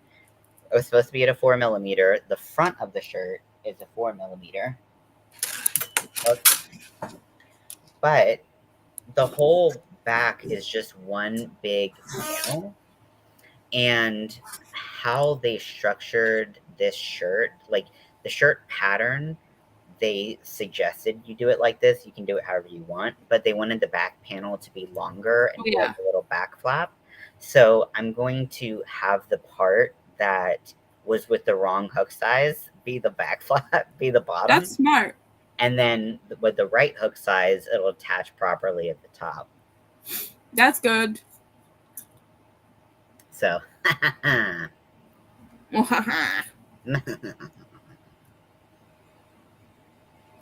I'm messing up my boning right now. Look at that. oh, It's okay. I don't have any use to it. They've been there for like 5 years. I don't wear corsets anymore because, like, it's a lot. It's really time consuming to put them on and take them off. Like, yeah. oh my. And honestly, I'm just I don't know how anyone does it by themselves. And Mel hates putting a With corset a mirror on. and a lot of willpower. Yeah. Oh my gosh. You know what I think is just super duper hot is like men's like corsets, whether they're like I guess they're technically an underbust, but they have like a button-down shirt and like a tie over it or something, Yeah, or like a vest corset. I'm like, that's super fucking hot. I was like, they're pretty. that's my goal, but I have some things to get rid of Yeah. before I can wear those with a lot of confidence. You know, the other day I was watching a reel on Instagram from an older trans man who was like, I think he said he has had his surgery like in the 60s or something like that, like really long ago. Hmm. And he was talking about his top surgery result, and he was glad that his surgeon left tissue there, like it was not flat, because he was a bigger guy, so it fitted more with his chest to have a little bit of roundness, like just Yeah, for not like a breast, like yeah. but just like to go with the shape of his body. And I thought that was really smart because he says a lot of the time it goes concave Yeah. because they remove everything, so it does that Hmm. Yeah. instead of Hey, just having. Lydia. Yeah. Yeah, so what I'm planning on getting and what was going to get all 3 times was a contoured double mastectomy. Because Oh. if they do take out all the breast tissue, you will be concave, Yeah. but a contoured double mastectomy is where they leave in some breast tissue, which is Oh, why right. you, Oh, that's the like, oh. still have to get, like breast tissue checks and stuff like that Yeah. throughout your life. Oh, yeah. But you're not they don't have like bird chest, like the Yeah. concave chest. And then it can actually fit your body shape, because if Yeah. they take out all that breast tissue, no matter how much weight you gain, you'll always be concave. Yeah. So it sounds like that surgeon was very much ahead of their time, because that Oh, is, yeah, that's what he said. He said for that time it was not really known about, so like he said it was really good of his surgeon to have done that. So that was pretty cool. mhm, Cause I do think about getting chest, like getting top surgery to some extent mhm, at some point. So I don't know. I look at my options. I don't know yeah, what exactly it will be for me, but yeah, yeah. and and you're always welcome to look at those options and make that decision yeah, as you feel. Like every trans person, like, your body, and how you choose to with what you choose to do with it is your choice. And having surgery, not having surgery, having hormones, not having hormones, is totally dependent on the person, rather than yeah, whatever every other trans person might do, you know? And I think that's like what's so crazy is, like, when like transphobes like occasionally do show up on this channel, like they all assume that like we're all the same. We're yeah. all gonna It's do the same true. thing with our bodies. We're all gonna make the same changes. And it's like, well, you didn't even bother to ask me if I Yeah, want. they don't ask before. Yeah, and then, like, Someone and just because and even if I tell you that this is what I'm gonna have, what fucking control do you think you have over what I do with my none. body? It's so personal, that stuff. Oh, yeah, someone showed up on my channel a while ago, a few weeks ago, and like I say, "Oh, I'm trans, by the way," and the person's like, "What? I never would have known. You look very like your gender," and I'm like, "Oh, I'm not a trans woman, dear." And the person was so confused, like, "What?" And I had to explain I'm agender and what that means and what I want for my body and all that stuff. Like I went into the whole thing. Yeah, and it's so, like, Oh my. oftentimes, like, it's these people are total strangers, and we don't really wanna have these conversations. Yeah. And the person was just like automatically, "Oh, I would never have known. You look like a woman." And I was just like, "That's the point, though. I don't want to look like a woman." Yeah. Oh, Oh ick. boy. So, It's like, that's, so when I went to treatment this most recent time, I was talking to this one lady, and they like the first full morning I was there. It's 6:30 in the morning. Coffee hasn't come out yet. I'm like, don't talk to me. yeah, Like, just I get it. whatever, and like, or just, be just keep it light. And like, I just had like 3 things back to back, all like before 6:30, and Oh yeah. so this one woman was like, blah, blah, blah, blah, blah. And now you have all of, if she's talking to me, I look like I look. And also, this time in treatment, I wore my binder like, like all day. Um, and, uh, probably a couple more hours than I should have, but I just, like, the crowd, I was like, I'm not playing that game. And, Yeah. um, and, so she's talking to me, and I'm like, this person is an idiot. Like, she's just dumb, but okay, whatever. And then she's like, within 3 minutes of whatever she's talking about, and she's like, and now we have all these women trying to be boys. Ugh. And I was like, I'm trans.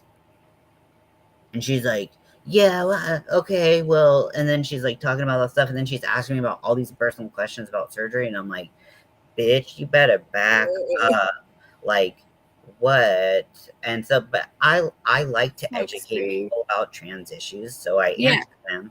But there are some questions that are just so inappropriate, and she's telling me Yeah. very inappropriate things about her own life, and I'm like, very, like, please don't give me this information. I don't really want this. Like I don't Yeah. need to know about your this much detail about your life, whatever. And then I- and then I'm like, I mentioned something about being disabled, and then she said, "You don't look disabled." Oh, sorry, I forgot to put my badge on. And I'm thinking, Fuck's bitch, sake. I'm in a fucking mental facility with you. That's disability. She's stupid as heck. She was so dumb and she was so annoying. But I What was like, is I'm what like, does she think she's I'm like, doing? like, I know that there are visible disabilities and invisible disabilities. Yeah. I know that invisible disabilities often are like the people with invisible disabilities often get harassed the most for things like parking placards and Yeah. access to accessibility and whatnot. But like to be in a mental health facility, I am disabled due to Oh my yeah. mental health, and you're saying you don't look disabled? I'm like, What what the the fuck? like why do you think I'm here? I oh my. Yeah. Maybe she's a bit in denial about it. Like some people don't like to face that stuff. I don't think she could spell denial. She was just fucking dumb. Yeah, that's possible. So also the past couple treatment centers I've been in, I've been put in dual diagnosis wards. And so depending on the place, it's either people who are in there solely for mental health Mm. or people who are in there for substance abuse disorder and Oh mental god. health. So she was in there for both. And uh, it's like I think maybe she melted part of her brain doing That's possible. doing activities that she did. Oh, I see. But who's to say, because I don't have the data to support that, but she sure is. I mean, she obviously wasn't worldly in her knowledge, but Oh. which, drugs don't melt that part of your brain. Uh, but her like social reading cues, and not in like a uh, I don't. I mean, she could be autistic. I don't know, but like, just like, the people who just talk and don't care who's Yeah. listening. They have an opinion that needs to be said, and they're gonna say it. Oh, Like well, she was basically she that. was talking to hear her own voice. That's what she was doing. Yeah, she was And just talking yeah. to hear my fucking boot in her ass. Like, Did you just say boot in her ass? yeah, I watched that 90s show recently. what Yeah, '90s they show? did a you know that 70s show? Oh yeah. They did a reboot with their Oh. grandkids. I Hmm. watched that like 2 days ago. That's why when you said that, I was like, oh. I haven't seen that. I did really enjoy that '70s show when Oh it was yeah. on, but I haven't watched. There's a little bit of LGBTQ plus talk in it. Nice. There's a gay kid now. Nice. And they do tackle some racial issues as well. Hmm. Well, I mean, that is really important because Yeah, one, it's a show that's on the air now. I mean, you better talk about it now, or yeah, people are gonna. It's just it's we can't like sweep under the rug that these events happened of or course. are happening anymore. Um, but also, I mean, like I mean, the 90s were such a critical time for both like gay liberation um, Yeah, and, um, and racial issues. If you think about like the Rodney King riots and stuff like that, like, I mean, I don't know what race they were talking about, but you just can't fucking be quiet about that shit anymore. yeah, And like, who like trying to position this in a certain way, but there are a lot of parts of our history, every country's history, pretty much, yeah, that are not great and shiny and for sure. spectacular and something to be proud of. But you can look back on it, and you can say, fuck, we And did that. And you can learn from it, and you can learn from your mistakes. You can go forward. You yeah, can make reparations if that's appropriate. Like, there are so many things that you can do about it. But acting like it didn't happen solves nothing. it doesn't. Yeah. And people look at shows like that and are like, oh, the wokes are at it again. And like, do you not see what's happening around you? Or are you just so privileged that like it's probably privilege, like it doesn't matter to them, so they're mad that they have to see it on TV. Like people were bitching that in the new Lord of the Rings there was a black elf. Like people were mad about it. Like okay, but who cares? Like seriously, who cares? The thing about Tolkien is that not a lot of people know, but there are a lot of plot holes in Lord of the Rings and all the other, like his whole universe. There are plot holes in there. So I hate when they use the argument that an elf shouldn't be black because their skin tone wouldn't have been able to be because they live that place and that place and that place. Like, what do you know? Even Tolkien himself didn't know that stuff. So, like, Yeah. And it's like, what does it hurt by having, it's like, it's just like representation yeah, in all things, including fantasy, yeah, keyword fantasy. Like, it's crazy. I hate to break it to all of And none my of Lord of the them, Rings yeah, nuts, but it is a fantasy it is. world. Like, just fucking deal with it. I mean, like, that's like when, like in video games and video game adaptations and movies and movies Yeah, and shows, as people get so upset about different representation, it's like, this isn't real. this isn't real, of course. And, like, it's just if the actor does the job, what the fuck do you care? Like, Yeah. Like the fact that they're so hung up on it, and if you call them out on it, they'd be like, but I'm not racist. It's like, but then why the fuck do you give a yeah. shit? Come on now. Oh, because it's unrealistic to have an elf with dark skin. How so? There are dark elves. Their Dark skin is elves literally exist in black. Like, every other what? fantasy. And also, it's unrealistic to have elves. I'm sorry to break it to you. Yeah, of course. It is.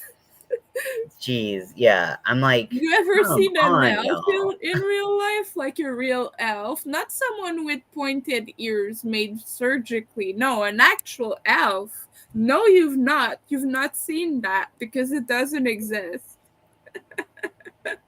Yeah. I wish though, but Yeah, you that'd know, be cool as hell, we but all, like yeah, we all want to live in a fantasy world to some extent, but but if those real elves exist, then they'd be racist against elves. Come yeah, on. Like We know how it Actually, is. elves are the powerful race against others, Yeah, so typically there would be a whole marginalized thing. I think dwarves are mostly the marginalized folks in those specific universe, like especially in Lord of the Rings. Like hobbits and dwarves really get it bad. Like yeah, hobbits are treated like children essentially. yeah. Like men Well, and elves are pretty even much the the more. dwarves in Lord of the Rings treat hobbits like shit, right? No, everyone treats hobbits like shit in Lord Yeah, of the Rings. yeah, Everyone. yeah. They're like children, not fit for combat. But men tend to be the harshest. Like it's true. Like they suck all the way. But like elves are a little bit of Except Vigo. yeah, Vigo He is gets it. cool. But you want to know something funny? Have you read The Lord of the Rings? Hell no. No? Okay, so a thing you might not My know impatient is ass can't go through yeah, 10 pages of how but green the yeah, grass you is. know how humble Aragorn is in the movies? Hmm. It's so not like that in the book. So my goodness, he brags about being Aragorn all the time. Oh, that's The interesting. first time he meets Frodo and the others, he's like, "Hey, by the way, I am that guy, and I'm the hair, and blah blah blah." Where it's revealed later in the movie, but he is so not humble. He brags all the time about his sword skill and everything. Like he is, oh my goodness, sometimes a little bit obnoxious. Very interesting to know. Yeah.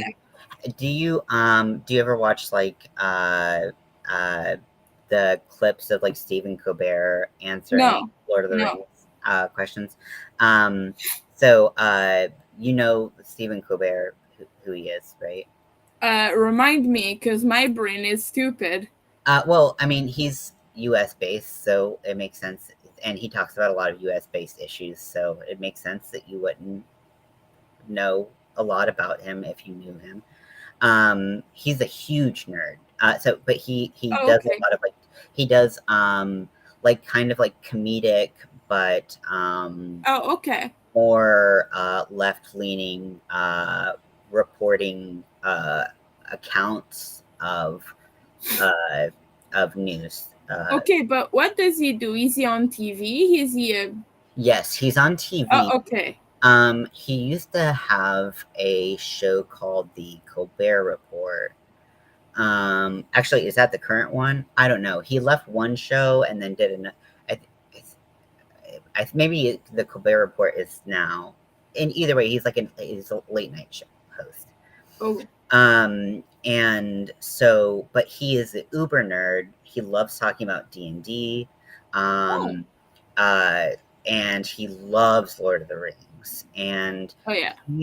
he hasn't professed to being like the biggest Lord of the Rings nerd, but people will constantly come on there and try to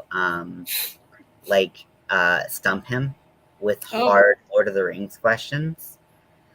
And not just like Lord of the Rings, but like Cimmerillion, like all oh Tolkien yeah. All verse. the Yeah. whole stuff, So like which is and amazing. it's like he reads it every night. Like it's so like his knowledge is just like so crazy. Yeah.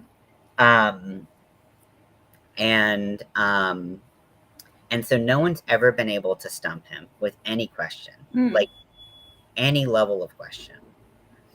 And so I didn't really follow much of his career, but Ryan Gosling apparently the most precious human alive. Um, and so he comes on the show, and it's a talk show, and supposed to be getting interviewed, and he was, Ryan Gosling is on the couch, and he's like, I can't even describe the whole question to you because I don't know that much about Lord of the Rings. Um, but but basically he comes and he's like, hey Steven, like I know that no one has ever been able to stump you with Lord of the Rings question, and my mom thinks that she might have a question Oh boy. that can get you.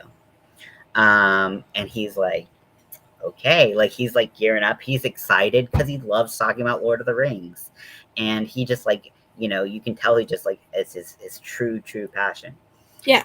Um, and so Ryan Gosling opens up a little envelope, and it says, "Be like, be good," and there's a little bee drawn. It's so like quintessential like white bread cute mom stuff. And so he opens up the little envelope. And Ryan Gosling is like, I actually have no idea what this question is. So, Oh. and who knows? This might be acting. I don't know. And so he's basically saying, when they're trying to find the entrance to like the dwarves mountain thing. Like, you, you know what I'm talking about way more than I do. Oh I yes, I know. I remember in the know. movie when the thing came out of the water when they're trying to open the gate and stuff like that. But that's about it. That's all I remember. But and Stephen Colbert is like, is that the question? Because yes, I do remember that. And Brian Gosling is like, no, that's not the question. And so he repeats it. You remember when they're trying to find the entrance to the dwarves mountain thing, whatever. What page was that on? And that was the first time Stephen Colbert has ever been stumped, because it was obviously just like the most That's ridiculous. like no one would know that. And I have the French version, so it's not even on the same page for me. So like, I couldn't even tell you if I opened the book. So, and it also depends which edition it is. Mm-hmm. If something gets edited out, then it can skip a whole page. So Yeah.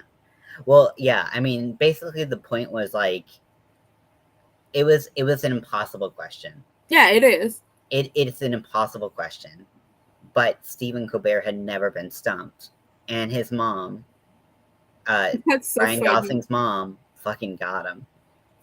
That's so And funny. it was like, I like, there's got to be like a Stephen Colbert like Lord of the Rings playlist.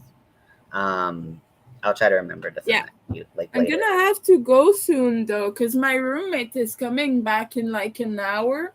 And like, I want to be able to at least watch one thing before he comes back. Like, because after that, he's gonna be all annoying. So, When that's him, yeah. not you, obviously. But yeah, I totally understand. Thank you for coming up and hanging out with me. As My long as you pleasure. have, I'm just making stuff. It's not. I don't even think it's raining anymore. It's kind of overcast, which is still nice. Yeah, Because the sun is for losers. Just kidding. The sun is really important, and we need it absolutely. for life on this planet. But you know, We don't need it.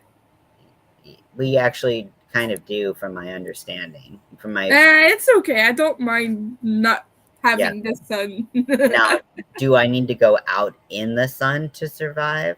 No. No. My doctors tell me that I should try it, but Yeah, for vitamin D. Is yeah, it vitamin? It's vitamin D or E? I don't remember. It's D, it's right? for the processing of vitamin D. So Yeah, yeah. yeah, because it's uh which I am D deficient, but I do Me take a too. D I am supplement. very much D deficient. Yeah, well, like I mean, I'm the color of paper. Like I'm red just because yeah, I have redness to my skin, but it's basically very pale. But yeah, yeah, yeah, you can still have like pink or red undertones or just redness and still be pale. yeah. Finding foundation is such a bitch. Oh, It's gotten better though over the years. It's still, they're still working on deeper skin tones, and perfecting uh, formulas for them. Them, oh my god, for people with darker skin tones, but lighter skin tones, they're starting to realize that not everyone is a medium skin tone, and that's it. So that's nice. But before, I remember growing up, it was just like not possible. Yeah, I think we're probably just about as fair as each other. So Yeah, all right. I'm really gonna have to go now. okay. Well, thanks for coming up. I'll talk to you later. Okay. Cool. Bye. Bye bye. Where the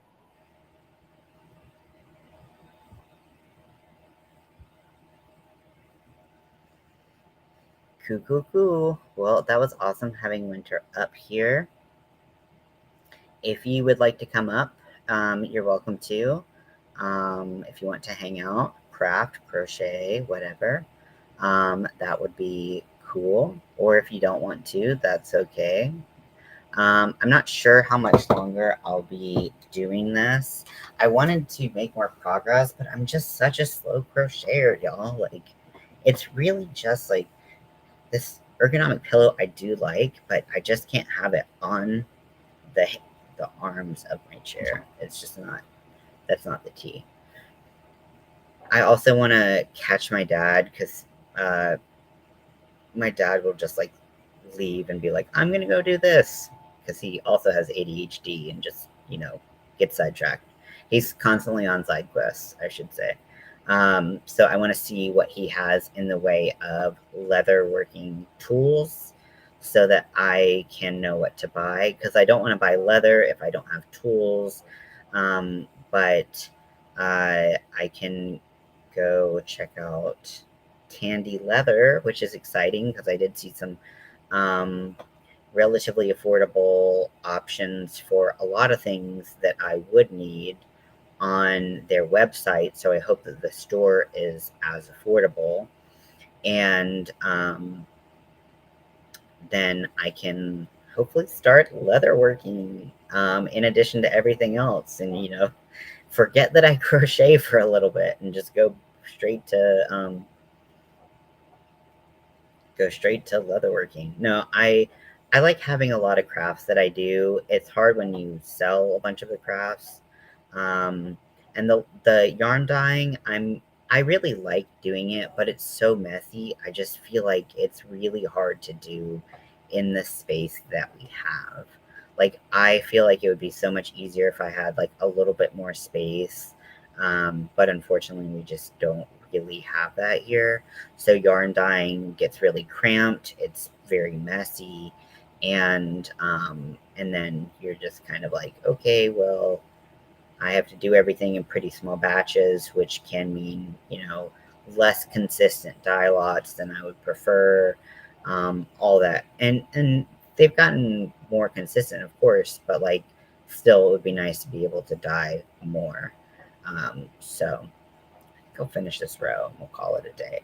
All that time, it's been like 3.5 hours, and this is what I've gotten done. This is sad. I'm so slow. I need to maybe watch some more videos on how to be faster at crocheting because I'm just not. I mean, some hooks I am faster with. Like I'm faster with a clover than I am with most other hooks. But it's like it also hurts my hand more, so I can't crochet as long. So eventually I do end up crocheting about the same amount total. But I don't know. My voice is like, ah, ah.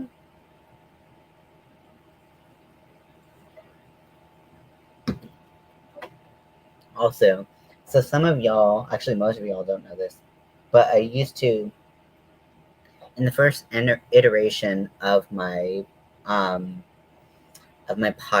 Mentally Chill, I did have um, it was me, Mel, and then two of our friends. So we did have podcast equipment. So I might try to set up a microphone if what I have is compatible with it and see if that works. Because I just like, I know my audio isn't great. I get pretty constant feedback that my audio is not great. And it would be nice to make it a little bit nicer. It'd also be nice to have a nicer laptop, but if I already have the audio equipment that would work, why not? Um, so Yeah, maybe I'll give that a try. I mean, when I listen back, it doesn't bother me that much, but it seems to bother a lot of people. And maybe it depends on how they listen. Did they listen through a phone? Do they listen through headphones? Um, Let me know how you listen to it and how the audio sounds to you. I am very interested because if that's the biggest issue that we have to face, then I think that's a pretty attainable thing to address, hopefully. At least assuming that I have audio equipment to address it with, because audio equipment isn't cheap. I know there's the tiny microphones that people like clip to their shirt and stuff, but I think I would be so much louder because like all this like wrestling and stuff, and that would bother the shit out of me. I'd be rubbing up against it constantly, and it would be a nightmare. So I don't think anyone would want that. Um, from me, and I don't really necessarily want that for myself. And I also don't want to be one of those like people that like, let's say this is like a little microphone that talks into a microphone, like holds a clip-on microphone like this, and they're talking and they're like doing like this. That's just it seems like it's going to be like a weird tiny short little fad, and then anyone who like, people are going to look back on it and be like, that looks stupid. Maybe I'm wrong, but who knows.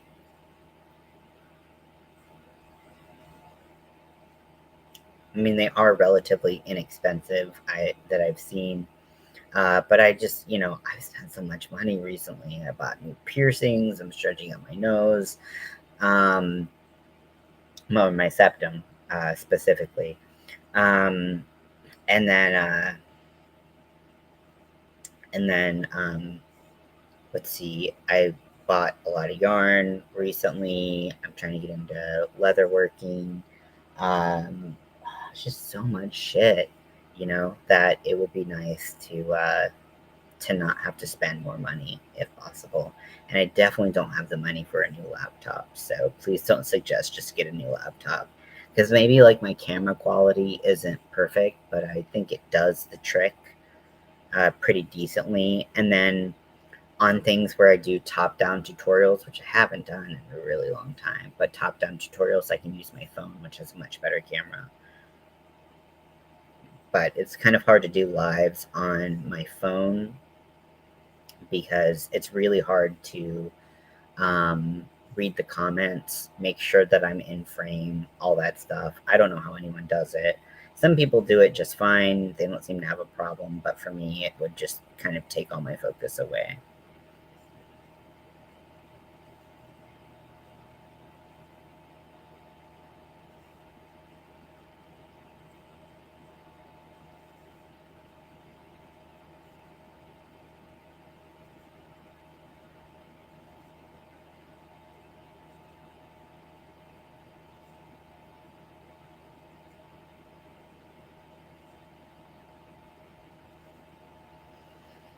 Okay, so there we go. That is 3.5 hours. And granted, we talked about a lot of stuff, and I probably could have moved faster, but I didn't. But you can see the stretch here, and then like just relative to the stretch at the bottom, it's just not the same. So I'm glad I moved up to the 4mm hook, and then I'm glad that I figured out a way to kind of make this all work.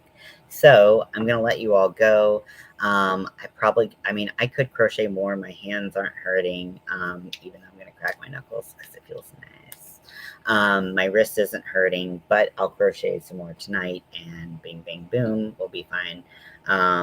So yeah, so I hope you all have a great day, night, morning, wherever you are, and I will talk to you later. Bye.